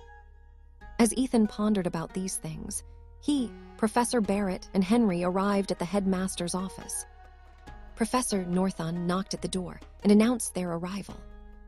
"Headmaster, the people from Brynhilder Academy have arrived." "Enter." Professor Northon opened the door for their guests to enter. Ethan looked around the room and noticed that it was filled with wind chimes of different shapes, sizes, and designs. What he found weird was that the room didn't have any windows. This made him wonder how these wind chimes would actually make a sound despite not having any wind to pass through them. A man with gray hair and beard walked toward Professor Barrett with an exhausted smile on his face. "I would have liked to reunite with you in better times, Barrett," the headmaster of Dawnbreaker Academy, Marlton Everton, said. "But I really need your help, old friend." "And you shall have it, Marlton," Professor Barrett replied. "Tell me what happened." Professor Marlton sighed before asking his guests to take a seat so that he could explain the reason why he asked for help. "An elder dragon that goes by the name Ezenth gave birth to an egg a week ago," Professor Marlton explained. "However, one of the professors of the academy happened to pass by its nest by complete chance while the elder dragon was away to look for food. He wasn't able to control his greed, so he took the egg and returned to the academy with the intention of raising the egg in secret. Unfortunately, the elder dragon found a way to locate her egg and came to the academy in order to retrieve it. When the dragon arrived and demanded that its egg be returned to her, Professor Anar panicked and used the teleportation gate of the academy to escape to Midgard. At that time, we didn't know that he was the one who had stolen the egg. The elder dragon threatened to destroy the academy if her egg wasn't returned to her, but since Professor Anar already escaped, there was nothing we could do about it. We tried to reason with her and finally managed to come to a compromise. We were given exactly 1 week to retrieve the egg. If we fail, she and her kin will massacre everyone in the academy. She even declared a threat that whoever tried to leave the territory of South Haven would be attacked, no questions asked. We have already sent the majority of the professors to track down Professor Anar's whereabouts and retrieve the egg, leaving only a third to protect the academy from external threats. But we fear for the worst. The elder dragon is very sensitive to magic, so the moment we open the teleportation gate for mass evacuation, it will attack us immediately. Fearing for their lives, some students tried to sneak away, but they were slain before they could get far enough away from the wyverns, whom the elder dragon had assigned to keep watch over the floating island. We have informed her that we would be asking for outside help to find her egg faster, which is why she allowed your flying ship to enter safely. But as to whether you will be allowed to leave, I'm afraid even I do not know the answer to that, my friend." After hearing the headmaster's statement, Professor Barrett frowned. "Marlton, I believe that we are good friends, right?" Professor Barrett asked. "That we are," Professor Marlton replied. "Then why did you ask us to participate in this suicide mission?" Professor Barrett glared at his friend. "The way I see it, unless the professors that you have dispatched to Midgard are able to find this renegade professor of yours, everyone here will be killed, including us, whom you have asked for help." "I'm very sorry, Barrett," Professor Marlton sighed. "I am just grasping for straws right now, hoping that a miracle will happen. If we manage to survive this calamity, I promise you this, I will allow you and your 2 students to take an item from our treasury. All I ask is that you do everything in your power to help us." Ethan and Henry shared a knowing glance with each other. Similar to what Professor Barrett was thinking, both of them thought that coming here was a mistake. But since they were already here, they might as well do something that would ensure their survival. "So how many days have passed since Professor Anar escaped your academy?" Professor Barrett asked as he pinched the bridge of his nose. 2 days ago, Professor Marlton replied in a heartbeat. "Then that gives us just 5 days to find that thief," Professor Barrett nodded. "Lead us to the teleportation gate. We will immediately begin the search." Professor Marlton shook his head. "I'm afraid that is no longer possible. A few hours ago, Easinth arrived and used her draconic magic to transform the teleportation gate into a one-way teleportation gate. We cannot use it to leave. It can only allow those coming from Midgard to arrive in the academy. I'm afraid that we are all trapped on this floating island." Professor Barrett grabbed Professor Marlton's robe and raised him in the air, surprising Ethan and Henry, who didn't know that the ex-magistratus was physically strong despite his age. "Are you kidding me?" Professor Barrett asked in anger, which he rarely showed to anyone. "Are you telling us to help you fight against that elder dragon and her kin? Is that what you meant when you said that you were hopping for a miracle?" Professor Northon hurriedly grabbed Professor Barrett's hand, asking him to free the headmaster, who didn't dare to resist the anger of his friend. "I'm sorry, Barrett," Professor Marlton replied. "I have doomed you and your 2 students. I didn't mean for this to happen. I thought that as long as the 2 of you were able to pass through the gates to Midgard, you would still have a chance of survival. But Easinth suddenly changed her mind and closed all avenues of escape." Professor Barrett angrily threw Marlton away. However, Professor Northon acted quickly and cast Leviticus on the headmaster, preventing him from getting injured. The ex-magistratus looked at the 2 most promising students of Brynhildr Academy and sighed. If only he had known that the S-class mission was a suicide mission, he wouldn't have bothered to visit his friend, who was currently crying in guilt for dooming Professor Barrett, as well as the 2 students who had come along with him. "This story sounds fishy to me," Professor Barrett said, after calming down and organizing his thoughts. "You're saying that this Professor Anar is the one assigned to teach the students about magical creatures, and that he has a very down-to-earth personality. You also insist that he respects these creatures, and would not do any harm to them unless it was for self-defense, right?" "Yes," Professor Marlton replied. "This is why I was surprised when I found out that he was the one who took the dragon's egg from its nest. I believe he would not do something like that." Professor Barrett frowned. "Does he have a reason for raising a dragon's egg on his own, especially when its mother is very much alive?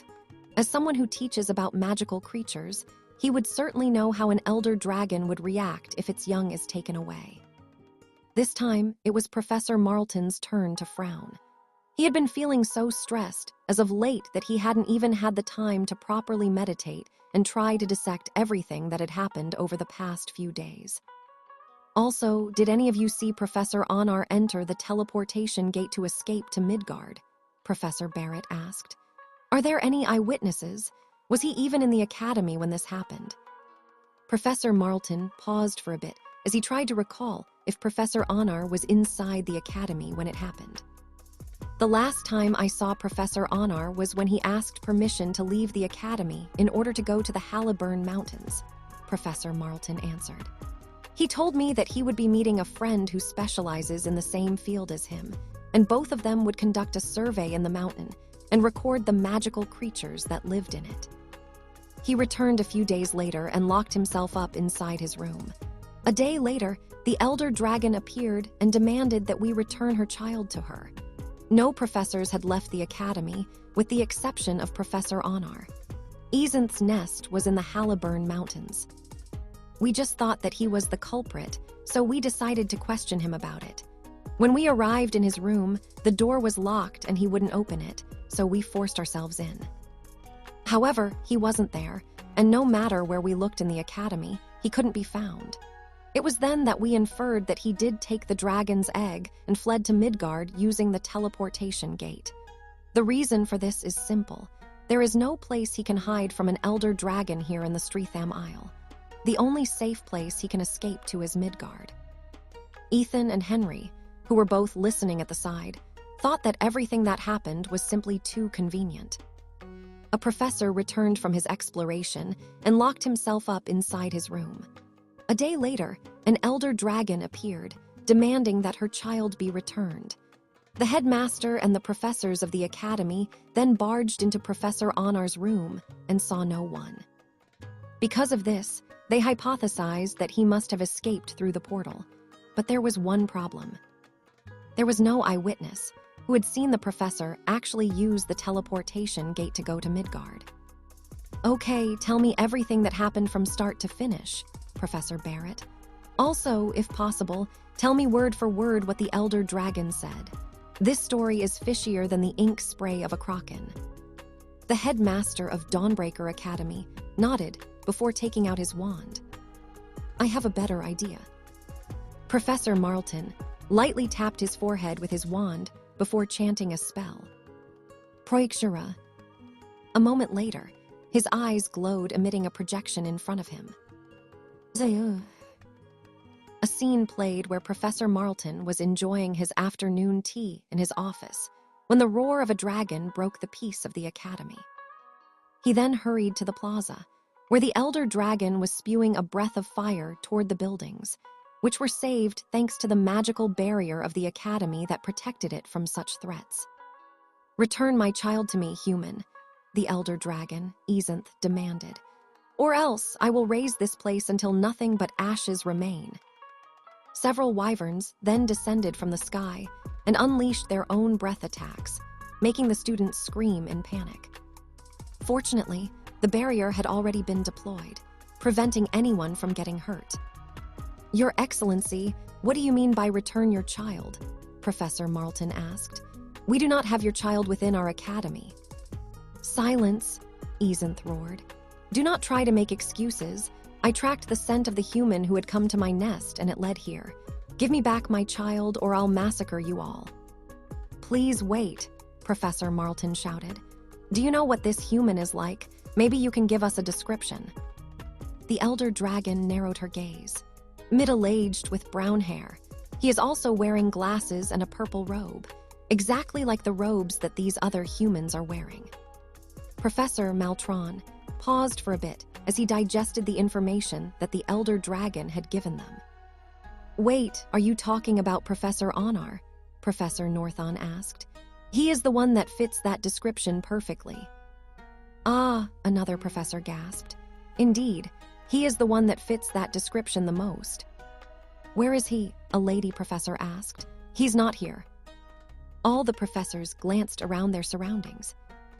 The educators of the academy were all in the plaza, ready to defend their academy, and the only one missing was the professor who taught the study of magical beasts. Please wait here, Your Excellency, Professor Marlton said. We will look for Professor Anar right now. Some of you come with me, the rest stay here. After Professor Marlton gave his orders, several professors accompanied him to go to the teacher's dormitory, where Professor Anar was staying. The elder dragon watched the humans go with hateful eyes. If she could have her way, she would have already slaughtered every creature in the hateful academy, who were of the same race as the person who dared to steal her child away from her nest. Ethan, Henry, and Professor Barrett watched as the teachers knocked on the door a few times and called out Professor Onar's name. After a minute without answers, they forcefully destroyed the door and entered his room. After a careful inspection, they didn't see anything suspicious. Everything was neatly arranged, speaking volumes about Professor Onar's tidiness. His beddings, his closet, and his books were all in place, which made Professor Barrett arch an eyebrow. As an ex-magistratus who specialized in investigations, a single glance was enough to tell him that there were no signs of any hasty packing of clothes in order to escape. There were no cluttered items in the room, which were a sign of someone trying to get something while in a state of panic. After that, Professor Marlton returned to the Elder Dragon empty-handed and explained the situation.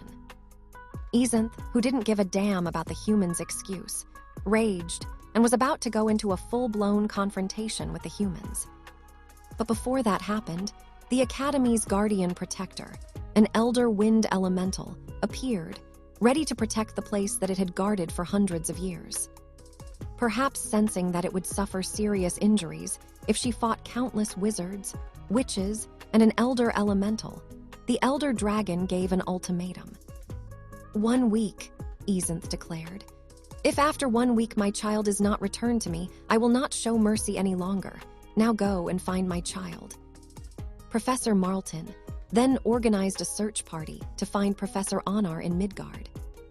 The majority of the professors who went were ones well-versed in combat, as well as tracking. The professors that remained were healers, alchemists, as well as those who pursued arts. After seeing that the humans had actually sent a search party, the Elder Dragon left, at least for a day, before returning to cast a spell on the teleportation gate to prevent people from escaping. Dragons, especially Elder Dragons, were proficient in ancient draconic magic. Because of this, no one in the Academy would be able to leave, and those who tried to flee by flying in the sky would be hunted down by her wyvern subordinates. When the projection ended, Professor Barrett finally understood the gist of things. The Elder Dragon didn't want anyone to escape just in case her child wasn't returned to her, Professor Barrett stated. Also, since most of the professors who specialize in combat are gone, the chances of her fighting against the entirety of the Academy have now become possible. I believe that the reason why she gave an ultimatum of 1 week is because of another thing. When she attacked the Academy, her mate wasn't with her. It means that her partner will probably return in a week, and when that happens, that means we will be facing off against not 1, but 2 Elder Dragons after the grace period is over. Professor Marlton's expression became grim after realizing what Professor Barrett was trying to say. Professor Barrett nodded before glancing at Ethan and Henry, who seemed to understand what they needed to do already. Let's go, Professor Barrett said before walking out of the headmaster's office. Wait, where are you going? Professor Marlton asked. Where? To see this Elder Dragon Ezenth, of course, Professor Barrett replied.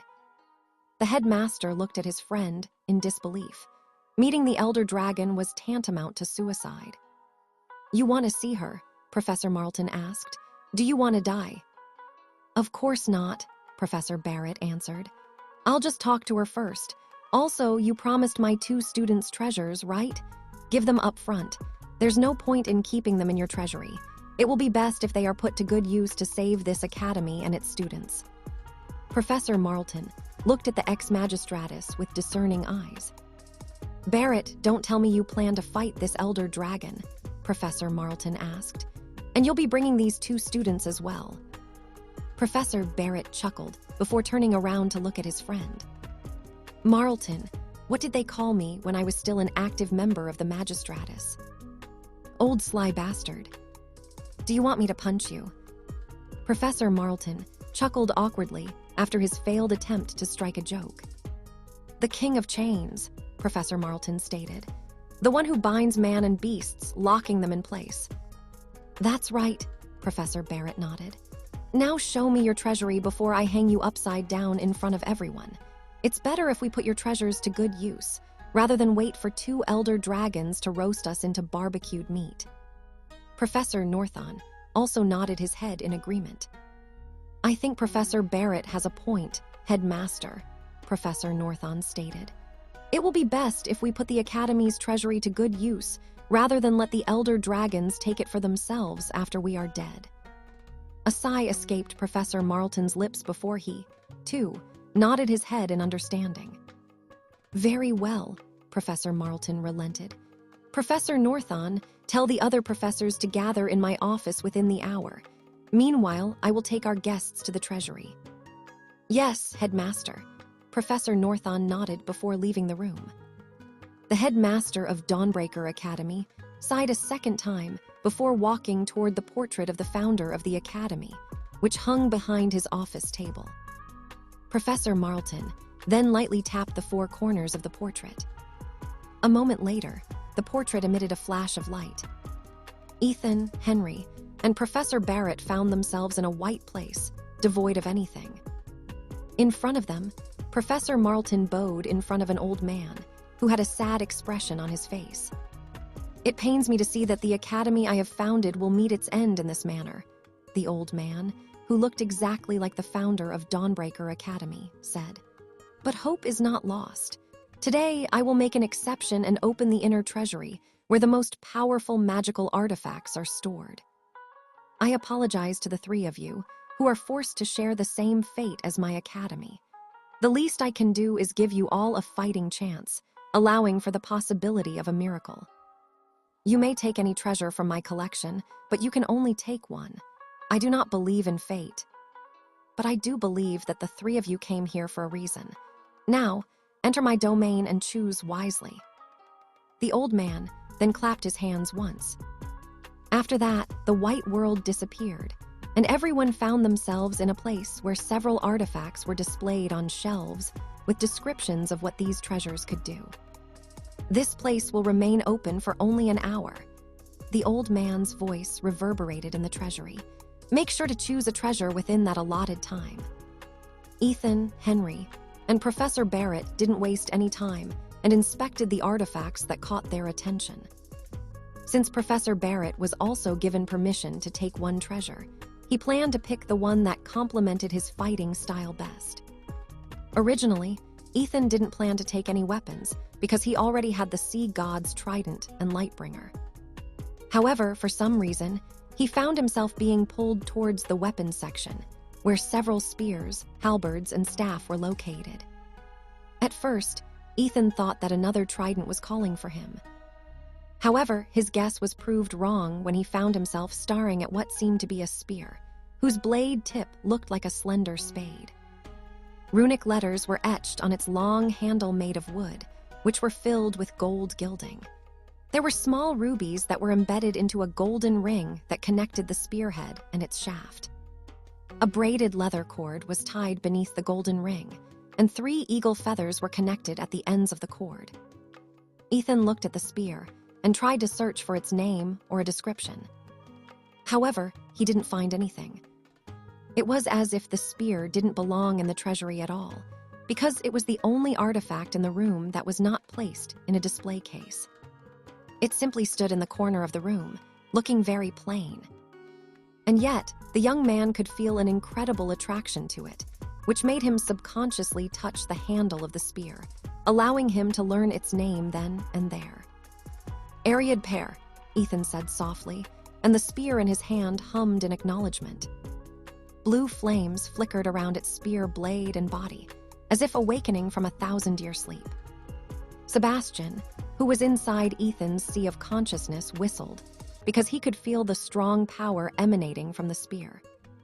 Ethan's other half, on the other hand, frowned because he could feel that this spear was a very powerful and dangerous weapon that could threaten his very existence.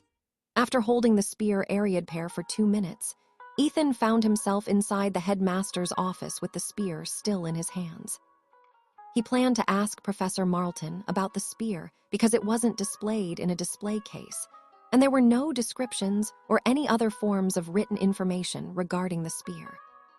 Ethan was only able to know its name because the spear seemed to have whispered inside his head, introducing its name to him, which was Ariad Pair. Fortunately, Professor Marlton was already in the office and was looking at the spear in the young man's hands with great curiosity. "Headmaster, do you know anything about this spear?" Ethan inquired as he moved closer to the professor and presented the spear to him. "Didn't you see any descriptions on the display case when you took it?" Professor Marlton replied. Ethan shook his head. "Professor, this spear wasn't inside a display case. It was just leaning on the wall of the treasury near the spear section." "Really?" Professor Marlton was just about to hold the spear when suddenly, blue flames rose from the spear's handle and gave the headmaster a gentle push. The flames didn't hurt him and merely prevented the old man from touching it. "It seems that the spear has recognized you as its master," Professor Marlton said. "Still, I'm pretty sure that I have memorized all the items in the treasury.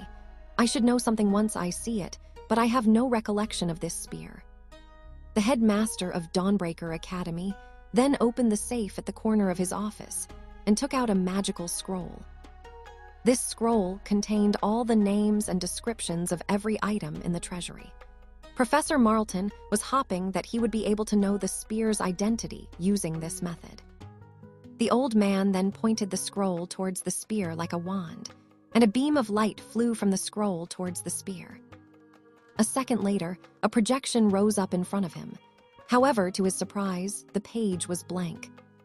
"Impossible," Professor Marlton gasped. "How can that spear not be recorded in this magic scroll? Are you sure you got it from the treasury?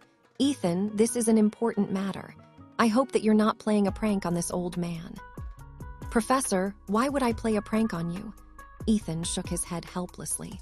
"The only thing I know about this weapon is that its name is Ariad Pair. I only came to know that the moment I touched its handle."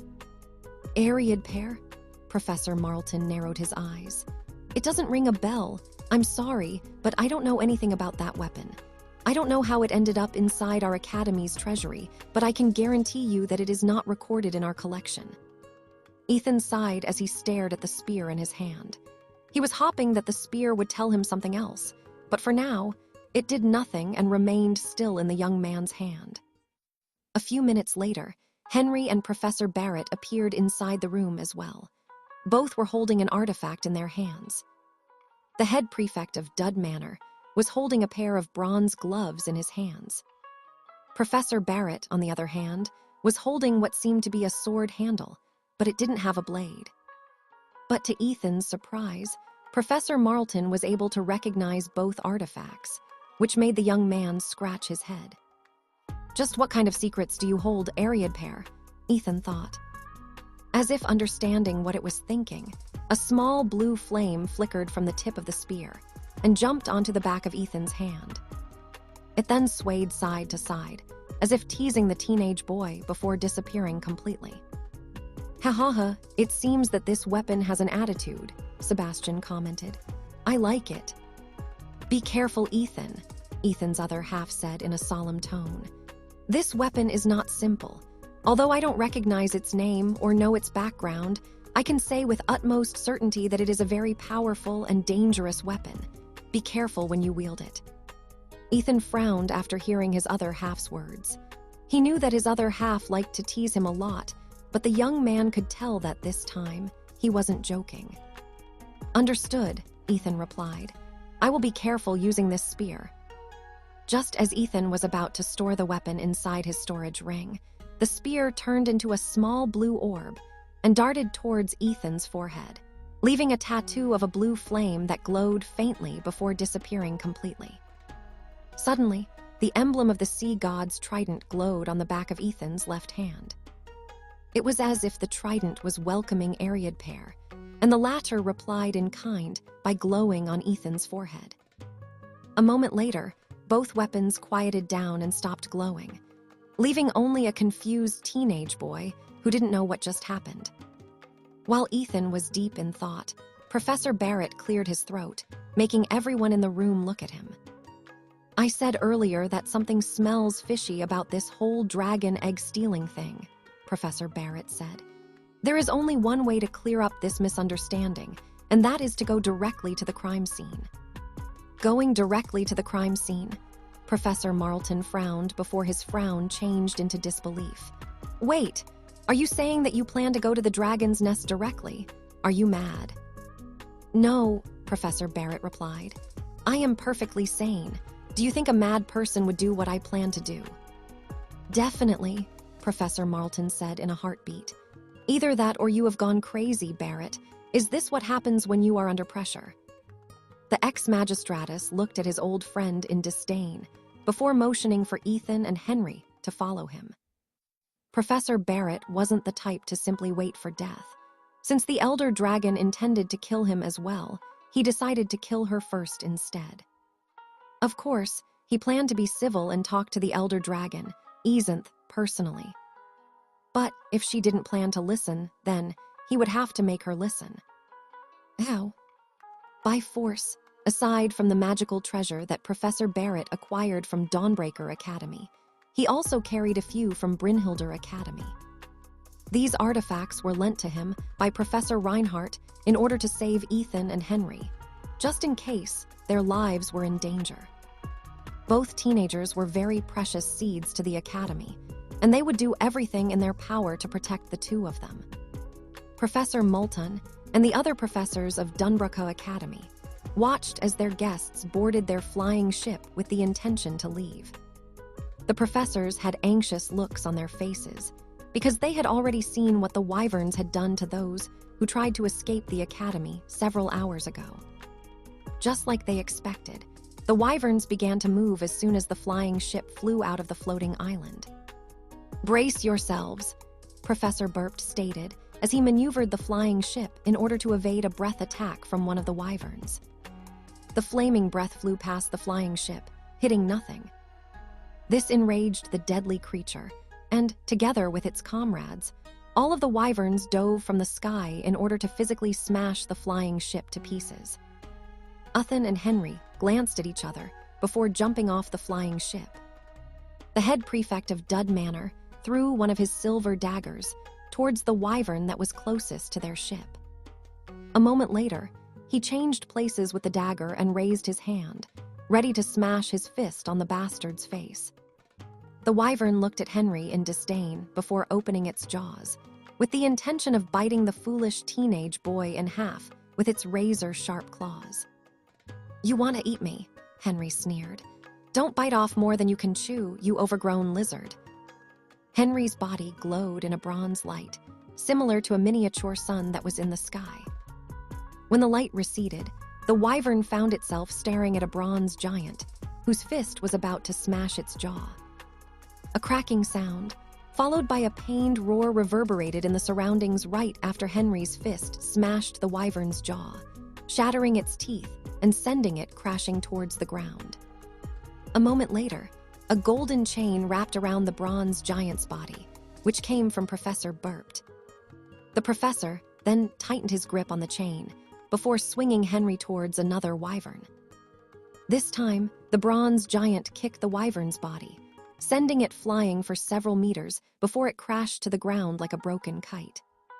On the other side of the flying ship, Uthan hovered in the air, with a pair of fairy wings on his back. Let's do it, Sebastian, Uthan said as he swung his sea god's trident, summoning an endless amount of water that shot up towards the sky. The water then transformed into two giant fists, which were over 30 tall. With a wave of his trident, the two giant fists smashed against one of the wyverns, giving it a combination of jabs, straights, hooks, and uppercuts, which made the wyvern scream in pain. Go, Lutbrunga, Uthan ordered, and the silver trident flew from his storage ring and buried itself in the eye of the wyvern that tried to attack Uthan from the side. The wyvern roared in anger and frustration before unleashing a dragon breath at Uthan at point-blank range. For some reason, the teenager boy didn't even bother to dodge as the flames flew towards his body. Suddenly, the emblem of a blue flame glowed brightly on Uthan's forehead, covering his entire body in a dome of blue flames. The wyvern's breath attack hit it like an egg being thrown on a rock, dispersing completely and dealing no damage to him whatsoever. At that exact moment, a giant bronze statue smashed against the wyvern, who just attacked Uthan, making the young man smirk. He found it funny that Professor Burpt was using Henry as a flail to smash their pesky enemies. The only difference was that this flail was punching and kicking, dealing additional damage to the pitiful wyverns who were unlucky enough to be within its strike range. Professor Multon and the other professors watched in awe as the three people dealt with the wyverns in their surroundings. With Uthan nullifying their breath attacks, and Henry being used as a flail to smack all the wyverns around them, the ferocious monsters found themselves helpless against the three crazy humans who weren't fighting fair. Their breath attacks were nullified, and getting near was tantamount to getting hit by the bronze giant that was being used as a flail by the crazy professor standing on the deck of the ship. Not only that, the human, who was flying in the air with a pair of fairy wings, was punching them left and right with the two giant fists made up of seawater, making them cry out in pain. With their long and short-range attacks completely negated, the wyverns decided that the pain wasn't worth it. So the rest of them retreated and returned to their positions to keep watch over the academy. Seeing that the Elder Dragon's lackeys had all given up, Professor Burpt gave his chains a tug, pulling the giant bronze giant back towards the flying ship. Henry then returned to his human form and landed deftly on the deck of the ship. His entire body was still covered in bronze, which dispersed after a minute had passed. The head prefect of the Dud Manor hurriedly went to the side of the ship and vomited. After being spun in the air for an extended period of time, Henry felt very dizzy and nauseous, making Professor Burpt feel guilty. "Here, drink this potion." Professor Burpt handed the pitiful teenager with one of the potions that dealt with motion sickness, hoping that it would help Henry recover. Uthan also landed on the ship, but he was in much better shape compared to Henry. Things would have ended differently if he hadn't obtained the mysterious spear from the treasury, which seemed to have the ability to create a barrier of flames, strong enough to negate the wyvern's breath attack. Uthan didn't know if it would be strong enough to withstand an elder dragon's breath, so he didn't plan to take any chances when they met with the elder dragon, Uzunth. However, his other half promised him that if his life were to ever be in danger, he would lend him his hand and help the teenage boy deal with the elder dragon. Sebastian and him wanted Uthan to grow stronger, but that meant that they could and would not simply watch as he was bullied by creatures that were way above his league. An elder dragon couldn't be compared to wyverns because they were simply much stronger and very resistant to physical and magical damage. The only way to fight them was by using spells that could penetrate their tough exterior, as well as weapons that were meant for dragon slaying. That was how difficult it was to fight against dragons. With the threat of the wyverns gone, Professor Burpt maneuvered the ship to fly towards the Hullabun Mountain, where Uzunth's dragon nest was located. Hullabun Mountain, a mountain that was at least 12,000 meters above sea level, and home to two elder dragons who called it their home. Uzunth was currently laying on her nest, still feeling murderous about the abduction of her child. If not for the fact that there would certainly be powerful defensive measures in place within Dunbraka Academy, she would have already razed it to the ground. The appearance of the Elder Wind Elemental was also a problem. Although she was very resistant to magic, fighting off an Elder Elemental might cause her to seriously get hurt, which was not an ideal scenario. Because of this, she had given them an ultimatum of a week while she waited for her mate to return. If he was here, she wouldn't have to worry about the Elder Wind Elemental, as well as the defensive measures of the academy. The professors that also specialized in combat were already gone, which would make things easier.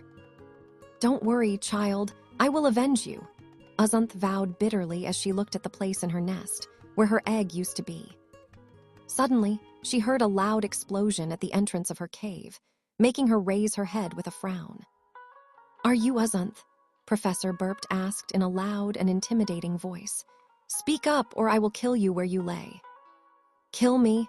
Uzunth snorted as she raised her head to look down on the ants who dared to barge into her home. "I've been feeling murderous as of late, Since all of you have come here, then be prepared to die." Just as she was about to unleash her dragon's breath, a bronze giant suddenly lunged in her direction and smashed its fist on her face, making her take a step back. Henry was using the fourth stage of his legacy, allowing him to transform into the bronze giant at will, but it had some limitations. He could only use it 3 times a week, and each time could only last for 30 minutes. This was the second time he was using it in a day, so he decided to go all out to pound some sense into the elder dragon.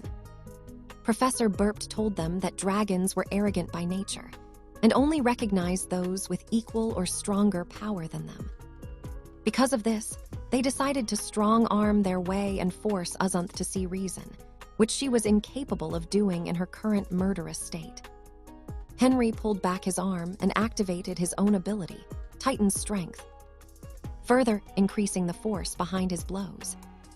Since elder dragons were both resistant to physical and magical attacks, he needed something that would make Uzunth feel a world of pain to make her realize that they weren't pushovers.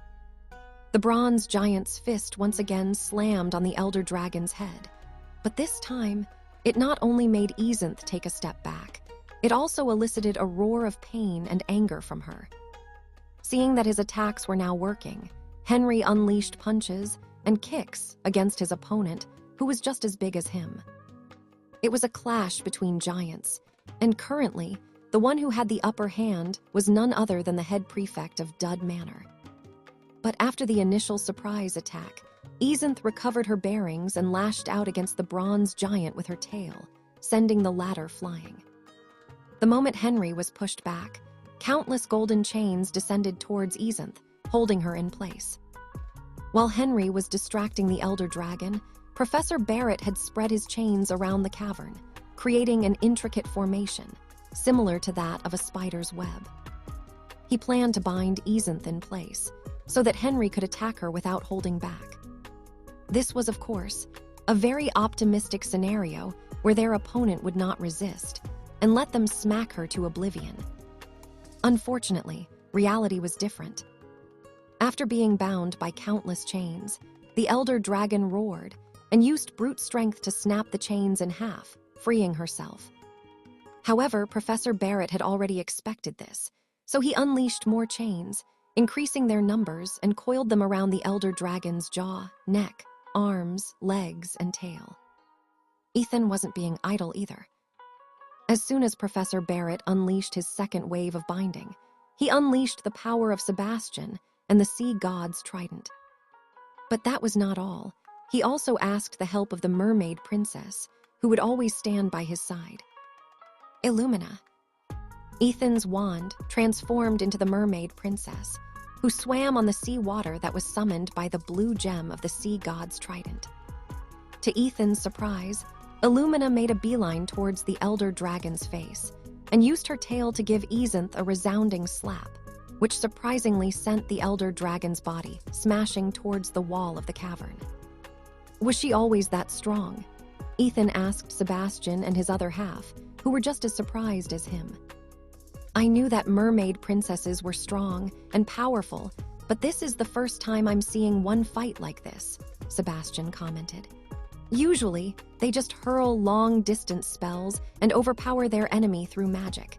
It seems that Illumina hadn't shown us her true strength. Be careful, Ethan, Ethan's other half chuckled. I don't know if it is true, but they say that mermaid princesses are very possessive. You might get fish slapped, just like that elder dragon, and from the look of it, it's bound to hurt a lot. Ethan ignored his other half's comment and shifted his attention back to the battlefield. With Illumina's power, she had trapped the elder dragon in a dome of water, where the mermaid princess was completely in her element. Professor Barrett's chains still bound the elder dragon, so Illumina's attacks hit her target perfectly, making Uzunth unable to do anything. A few seconds later, Henry once again joined the battle. The funny part about this was that the bronze giant had no problems moving and fighting in the water. With 2 hard hitters, smacking Uzunth left and right, and Professor Barrett's binding, the elder dragon was reduced to a sorry state. However, she was still not defeated.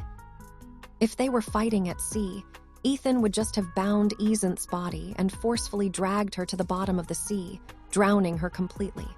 Although the elder dragon was inside a dome of seawater and was having difficulty breathing, anything could still happen.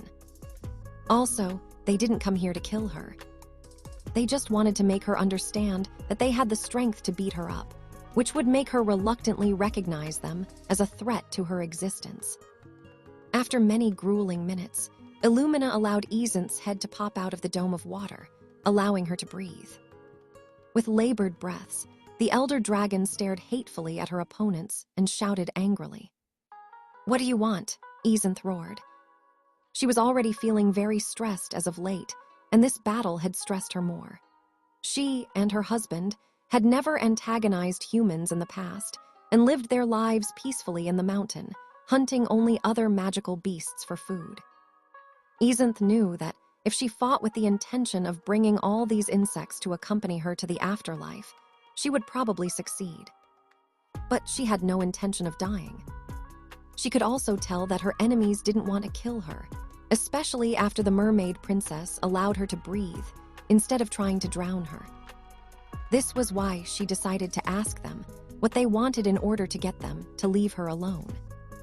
Now that she was willing to talk to them, Professor Barrett took the lead and told her their purpose for coming. "We have come to investigate what really happened to your egg," Professor Barrett stated. "We want you to cooperate with us so we can find the thief and retrieve the egg that was stolen from you." Hearing his words, Easonth temporarily forgot her anger and looked at the human, who seemed to be the leader of the group that attacked her. "Are you telling the truth?" Easonth asked, feeling doubtful. "You are an elder dragon," Professor Barrett replied. "You should already know whether I am lying or not." Easonth snorted, but Professor Barrett was right. As one of the first and strongest creatures in the world, dragons had a way with words. Because of this, they knew if someone was lying or not, and she was certain that Professor Barrett wasn't lying to her. "Fine," Easonth stated. "I will cooperate with you." Illumina glanced at Ethan, and the latter nodded his head. The mermaid princess then dispersed the seawater and returned it to the blue gem on Ethan's sea god trident. She then transformed back into Ethan's wand and flew in his direction, sliding into the pocket of his robe. Professor Barrett also released the chains that bound the elder dragon, making her glare angrily in his direction. "I will now conduct the investigation," Professor Barrett stated. "You may call me Barrett, and I'll just call you Easonth." Easonth snorted while looking at the human, who said that he would conduct the investigation. Truth be told, she didn't mind getting outside help as long as her child was returned to her safe and sound. Professor Barrett then walked towards the entrance of the cave and took out what seemed to be a crystal ball. But this crystal ball was different from what Ethan had seen in the past, because it was actually made from diamonds. The professor chanted something that was too soft for Ethan to understand. A moment later, something unexpected happened. Two people entered the cave. One was a middle-aged man with brown hair. He was also wearing glasses and a purple robe. His eyes were lifeless as he stared forward, making Professor Barrett frown. Based on his features, it was safe to assume that this person was none other than Professor Anar, the one who was the prime suspect for stealing the dragon's egg. Behind him was an older man who seemed to be around 60 to 70 years old. He had gray eyes, and the top of his head was balding. He was wearing a black robe, and his wand was pointed at Professor Anar's head. "Get the egg," the older man ordered. Professor Anar didn't even say anything in reply and walked towards the nest like a robot. Professor Barrett moved beside Professor Anar, while still holding the diamond crystal ball in his hand. It seems that the magical artifact had a certain range, which allowed it to project images of what had happened in the past. This was one of the treasures of Brynhildr Academy, and it was known as Time Mirage. It could rewind time and project scenes that had happened in the past, but it had a limitation. Anything that happened more than a month could no longer be projected, so it could only be used on a situational basis. However, the current case happened recently, so it was the perfect situation to use this divine artifact. Ezenth, who was paying close attention to what Professor Barrett was doing, frowned. Using her draconic magic, she was able to get the image of the person who had entered her nest, where her egg was located. Because of this, she was able to see the image of Professor Anar and describe him in detail. But after seeing what was happening in front of her, it was very obvious that there was some kind of foul play that was involved. Leviticus, Professor Anar said in a monotonous tone, making the dragon egg in front of him levitate.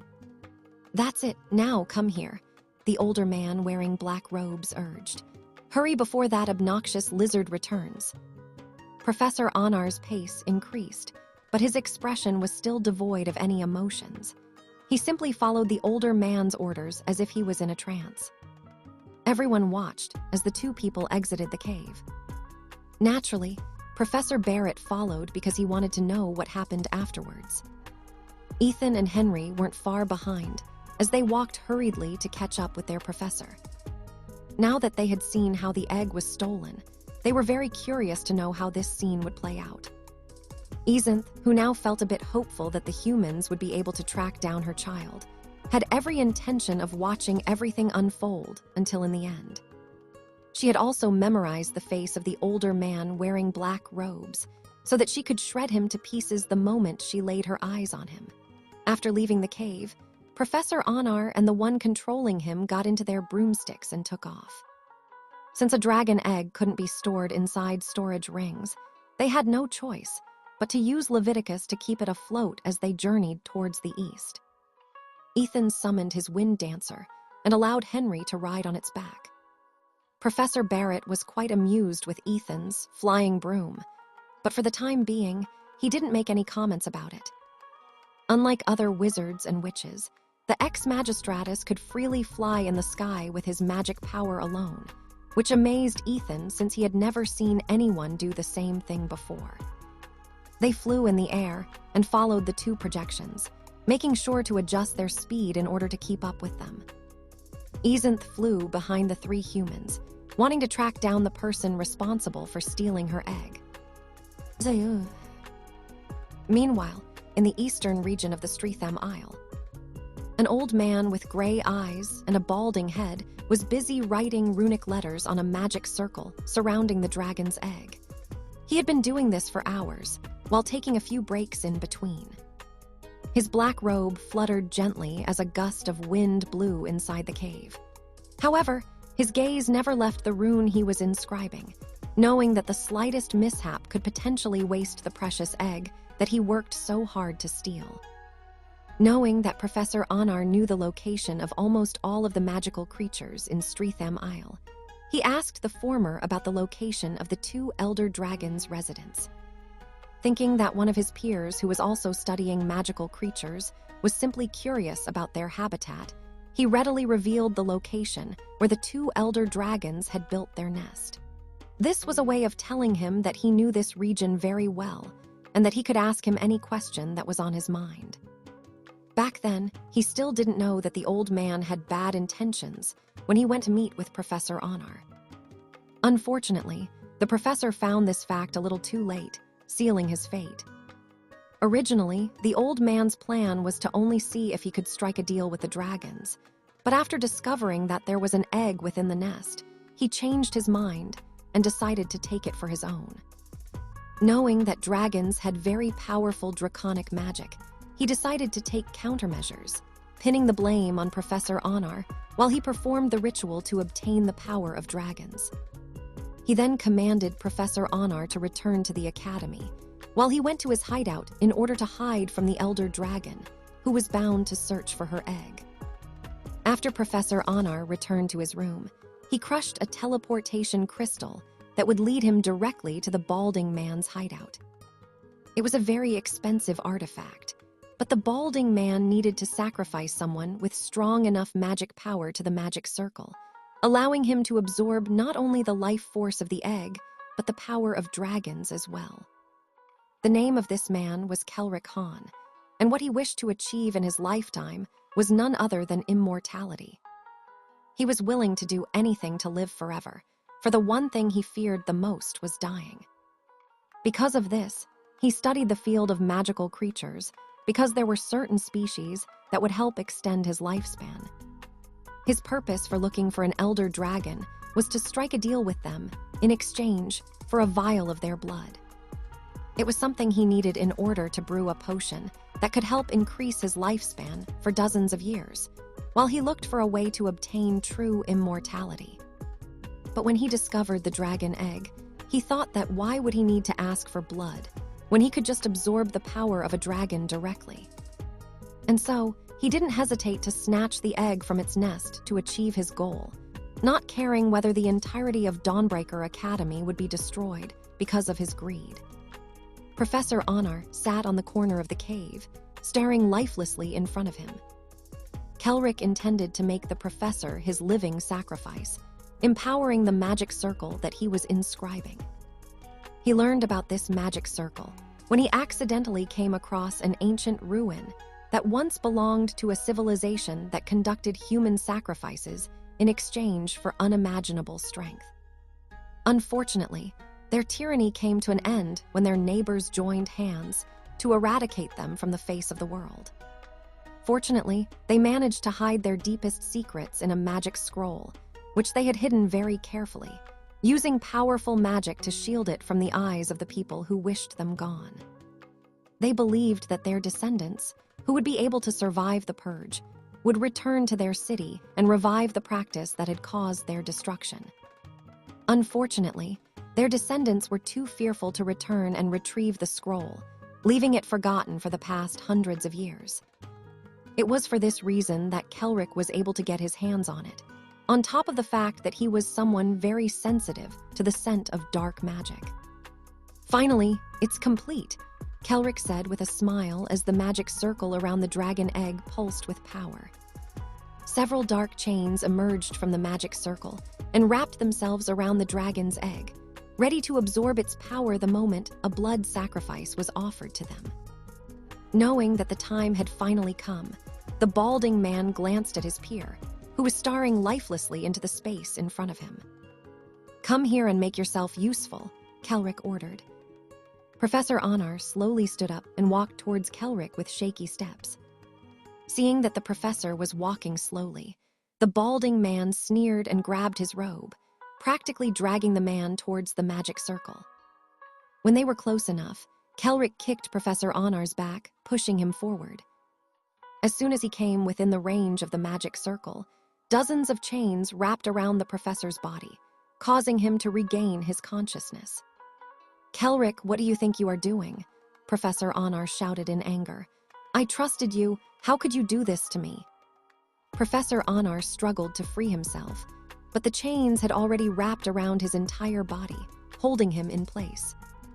"I'm sorry, Anar, but you trusted the wrong person," Kelric said without even a hint of apology on his face. "In your next life, make sure to not trust just anyone. You will be able to live longer if you do." "You damn bastard!" Professor Anar shouted in horror as the chains around his body suddenly grew spikes, which pierced through his robe and skin, drawing blood. A scream of pain escaped Professor Anar's lips as his blood trickled down to the magic circle, making it glow brighter with each passing second. "You will not get away with this," Professor Anar said through gritted teeth. "The Elder Dragons will find you and make you pay." "I doubt it," Kelric stated. "I made sure to pin all the blame on you. Rejoice, Kelric. You played an important role in giving me a chance to take one step closer to immortality. Worry not, old friend. Your sacrifice will not be in vain. I will not forget you." Professor Anar wanted to curse out loud, but he felt too drained to even reply. Soon, he lost consciousness as his lifeblood was slowly, but surely being drained from his body. Professor Anar's body slowly shrunk until it became a wrinkled husk. Even in his last moments, he was unable to believe that he died because he simply trusted someone who was working in the same field as him. He thought that he found a like-minded person who appreciated magical creatures and the complex roles they played in the world. Unfortunately, his thoughts had been wrong. Kelric took advantage of his kindness and controlled his mind and body, robbing him of free will. Not only that, Kelric also used him as a living sacrifice to take him one step closer to his goal of becoming immortal. And with that, one of the most compassionate and outstanding professors of Dawnbreaker Academy died a pitiful death at the hands of a greedy person who didn't treat him as a friend. A sigh escaped Kelric's lips as he watched Honor's blood empower the chains that bound the dragon's egg.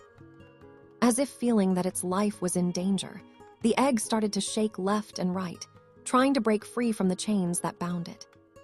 Unfortunately, it didn't have the strength to get away from its bindings, as the magic circle used Professor Honor's blood to extract the life force that it possessed. Kelric felt very giddy when he saw this, knowing that dragons could live for over 1,000 years. His original assessment of gaining dozens of years of lifespan was him thinking pessimistically. But if he thought optimistically, he could gain hundreds of years, perhaps even more than 1,000, once the dragon's egg was fully drained of its blood and life force. A red chain then pierced through Kelric's chest, making him stagger and take a few steps back. However, despite the pain he was feeling, there was also a sense of euphoria the moment the power of the dragon egg began to flow inside his body. His hair started to grow back and turn black, and his wrinkled skin became smooth again. Slowly but surely, he was regaining his youth, making him feel ecstatic. But just as he thought that he had finally succeeded, 2 tridents and a spear flew inside the cave and destroyed the chains that bound the dragon egg. A few seconds later, a hateful draconic roar reverberated in the surroundings, causing Kelric's eyes to widen in shock. Chow, Kelric thought in panic as the cave started to shake. It was as if someone or something was trying to crack it open by force. So this is where you've been hiding. A voice filled with killing intent made Kelric's heart shudder. It was at that moment that he saw a middle-aged man enter the cave. The latter gave the draconic egg a sidelong glance before looking at the wrinkled dead body of Professor Honor, who just died several minutes ago. "I'm sorry, we came a bit late," Professor Barrett said before taking out his wand. Leviticus. The dragon egg started to float toward the entrance of the cave, where Ethan, Henry, and an angered Ezinth, who was trying to demolish the cave to retrieve her egg, were waiting. The moment she saw her egg, Ezinth immediately stopped what she was doing and grabbed hold of her child. She then used her draconic magic to check its condition. Only after a minute did she breathe a sigh of relief. Although her unborn child had been weakened, there was no immediate danger to its life. Realizing this, Elder Dragon finally relaxed after many days of feeling anxious. Meanwhile, inside the cave, Professor Barrett and Kelric were fighting against each other. Kelric cast powerful offensive spells with the intention of killing his opponent. Professor Barrett, on the other hand, calmly dealt with his blows while throwing a few binding spells of his own. His plan was to capture Kelric alive and interrogate him using a special method that he had developed when he was still active as a magistratus. Also, he needed to pay for his crimes, especially for the crime of killing Professor Honor. "Why did you have to come?" Kelric roared in anger and frustration. "I was so close to achieving immortality. Why do you have to get in my way?" "Oh, so you want immortality," Professor Barrett sneered. "I see. So you are one of those fools who are afraid of dying, huh? Well, it doesn't matter. Your ambition will end today." "Damn you!" Kelric then took out a magic scroll from his storage ring and threw it on the ground. A moment later, a fire elemental materialized and unleashed a flame breath in Professor Barrett's direction. However, a blue flame wrapped around the professor's body, shielding him from the flames that were meant to incinerate him. Professor Barrett had several defensive artifacts in his possession, but seeing the familiar blue flames, a faint smile appeared on his lips. "I'll deal with the fire elemental," Professor Barrett stated. "The 2 of you capture this criminal." "Yes, Professor." Ethan and Henry immediately went into action and charged toward Kelric from his left and right sides. Henry threw a silver dagger toward Professor Onar's killer, but the other party simply waved his wand, deflecting the dagger with an earth spike that jutted out of the ground. Rising Dragon Surging Strike. Ethan, on the other hand, pitched his sea god's trident, which had transformed into a water dragon. Kelric stomped his foot on the ground, giving rise to several layers of earth walls in front of him. However, the force of Ethan's blow crushed everything that stood in its way, forcing Kelric to jump and roll to his left side, evading the attack. Just as he was about to stand up, he saw the shiny glint of a dagger flying past his face in slow motion. Suddenly, the space around the dagger warped, and the next thing he knew, there was a shoe headed straight toward his face. A scream of pain echoed inside the cave as Henry's kick connected, breaking Kelric's nose. Henry then made a chopping action towards the older man's right wrist, forcing him to drop his wand.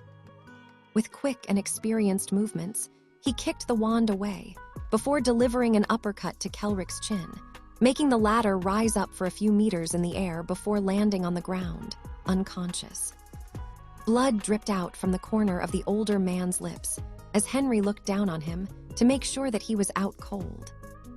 Only when he was certain that Kelric would not be waking up anytime soon did he take out a magical rope from his utility belt, which was imbued with spatial magic, allowing him to store things inside it like his daggers.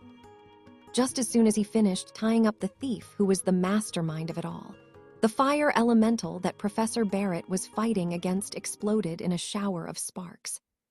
The ex-magistratus then nodded in Ethan's and Henry's direction, acknowledging them for a job well done. "Let's go," Professor Barrett said in a firm tone. "Case closed." "Now that you've got your egg back, isn't it about time you apologized to Dawnbreaker Academy?" Professor Barrett asked. "And why should I apologize to humans?" Ezenth retorted. "The fact remains that it was humans who stole my child despite the fact that we never had conflicts with them." "You're a very stubborn one, huh?" "I have my pride as an elder dragon." "Then, how about you lift the draconic spell on their teleportation gate?" "That can be arranged." Ezenth accompanied Professor Barrett's group back to Dawnbreaker Academy. At first, the headmaster and the professors thought that the elder dragon had changed her mind and planned to finally destroy their academy. The wyverns, who were asked to ensure that no one would be able to leave, also thought that their master was finally getting serious. But after seeing the people who had beaten the crap out of them earlier, the wyverns remained in place, not even daring to approach the elder dragon whom they served. When Ezenth was a few hundred meters away from Dawnbreaker Academy, she lifted the Draconis spell that prohibited anyone from leaving through the teleportation gate. Once she was done, she ordered the wyverns to return to their own domains and told them to no longer antagonize the humans.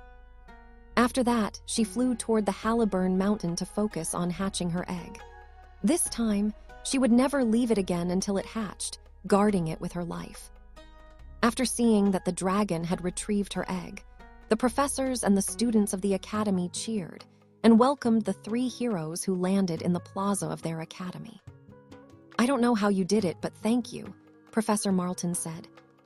"Yeah, you owe us big time," Professor Barrett replied. "But we were a bit too late. Professor Anar was already dead when we arrived at his location." The ex-magistratus explained everything that happened and pointed at Kelric, who was currently bound by his chains. The headmaster and the professors who heard this feel saddened about the loss of one of their outstanding professors. They all then glared at Kelric, whose face had become pale due to the gazes of over a dozen professors who wished him dead. "I will leave his punishment in your hands, but I will interrogate him first," Professor Barrett stated. "Do you have a spare room that I can use?" "Of course," Professor Marlton replied in a heartbeat. "You can interrogate him in my office. I don't mind." Professor Barrett nodded and dragged Kelric with him. Ethan and Henry glanced at each other before following the professor. They wanted to know how he interrogated criminals. Also, they wanted to know how Kelric managed to gain his knowledge about human sacrifices. Professor Barrett's interrogation wasn't really an interrogation. Rather, it was torture. He knew how to loosen people's lips, and that was by using pain to make them feel fear. Before he asked any questions, he cast a spell at Kelric, making him scream for 2 full minutes before coming to a complete stop. Professor Barrett had no mercy toward criminals who treated the lives of others as if they were disposable tools. Since he wasn't dealing with a human, but a monster wearing a human's face, he decided to treat Kelric as a monster instead of a human. After the first 2 minutes of pain ended, Kelric answered all of Professor Barrett's questions honestly. As someone who unreasonably feared death, he also had a very low tolerance for pain. It didn't take much effort to break him and make him spill the beans about everything he knew. "The magical scroll is in my storage ring," Kelric said in a pleading tone. "Take it and see it for yourself." Ethan stepped forward and pried off the storage ring from Kelric's finger. He then dumped its contents on the table, revealing several scrolls, gold coins, potions, as well as notes about his studies. Professor Barrett gave these things a quick glance before shifting his attention back to Kelric and asking him more questions. While this was happening, Ethan's other half spoke from inside his head. "Hold the magic scroll for a few seconds," Ethan's other half stated. "I will read its contents. We might put it to good use later." Ethan did as he was told and held the magic scroll in his hands.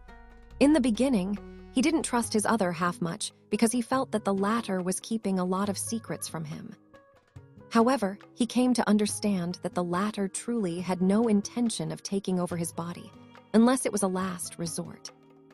Because of this, he decided to trust him. The power of necromancy was good, but his other half told him not to practice it entirely. Necromancers tended to grow cold and numb to everything around them because they were always surrounded by the dead. Ethan's other half didn't want him to experience that, so he only allowed Ethan to revive small creatures but not humans, limiting his powers over necromancy. Ethan was fine with that because he didn't want to raise an undead army to harm people. He would only revive small creatures to scout or act as spies for him. That was more than enough since he had no desire to command an entire army to fight for him, unlike the necromancer he fought in the lands of Alester. Henry and Professor Barrett were curious when Ethan held the magic scroll and unrolled it. However, they didn't make any move to stop him. Ethan's other half immediately copied the content of the magic scroll, and this only lasted for a few seconds. Once he was done, he asked Ethan to return the scroll back to the pile on the table so that Professor Barrett and Henry would not get too suspicious of him. Opening the scroll out of curiosity for a few seconds was fine. It was not enough for someone to completely study it, so they turned a blind eye to the young man's actions. "This is some interesting stuff," Ethan's other half commented. "It will take me an entire day to digest everything. I'll tell you all about it after I figure out how it works." Ethan acknowledged his other half's words internally before shifting his gaze back to Kelric, who was now covered in blood, snot, and tears. After a few more questions, Professor Barrett broke the bald man's arms and legs before knocking him unconscious. Unlike Professor Marlton, Professor Barrett didn't want to take chances. He even snapped Kelric's wand in two, ensuring that the latter wouldn't be able to cast any magic unless he already had the ability to cast it without a wand. Although the possibility existed, Professor Barrett wasn't too worried.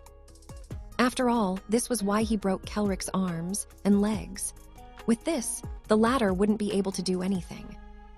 "Let's take our leave," Professor Barrett stated. "It's time to return to the academy." Ethan and Henry nodded their heads in agreement. Although the Strethioum Isle seemed like a good place to sightsee, the recent incident left a bitter aftertaste in their mouths. Professor Marlton planned to throw a celebratory party for their heroes, but Professor Barrett firmly rejected it and left Dawnbreaker Academy after handing Kelric over to them. While Ethan was a pacifist by nature, he hoped that the headmaster and the other professors would give Kelric the death penalty. Someone like him didn't deserve to live, especially after what he had done. Not only did he sacrifice Professor Anar to achieve his goals, but he also didn't bat an eye at the possibility that Dawnbreaker Academy would be implicated and destroyed due to his schemes. He was a very dangerous person, and allowing him to live would be a grievous mistake on their part. Truth be told, Professor Barrett was very tempted to kill Kelric then and there. However, it wasn't his place to do that. Professor Marlton needed to execute him in front of everyone in order to bring the case to a close, allowing the students to move on and grieve for the loss of one of the most beloved professors in the academy. Professor Barrett also confiscated all the items inside Kelric's storage ring. This would be the spoils of Brynhildr Academy, since they were the ones who caught Kelric and brought him to justice. Throughout their journey back to Brynhildr Academy, Ethan and Henry locked themselves up in their cabin. Henry was still trying to digest every piece of information about his legacy, while Ethan was being taught the power of sacrificial magic by his other half. As expected, this magic is quite sinister, Ethan commented. You're right, his other half nodded in agreement.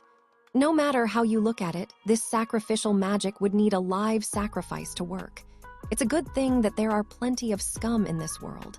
We can use them as fuel to channel the magic into some of these formations. However, we will only do this as a last resort and never as the first option.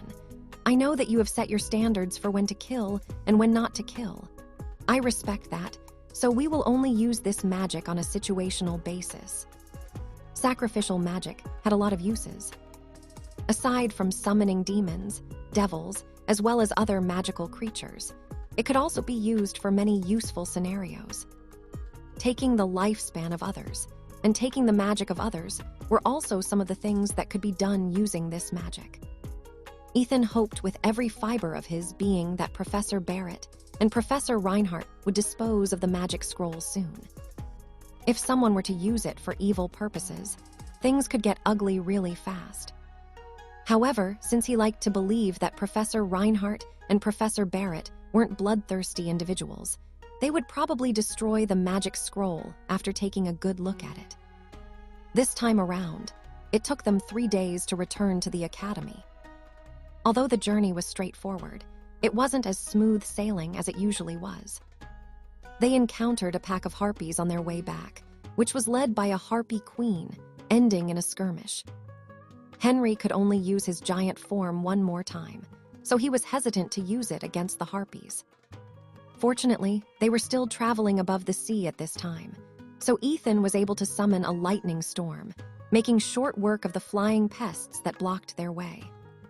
When they returned to land, several rogue wizard bandits tried to hijack their flying ship and claim it as their own.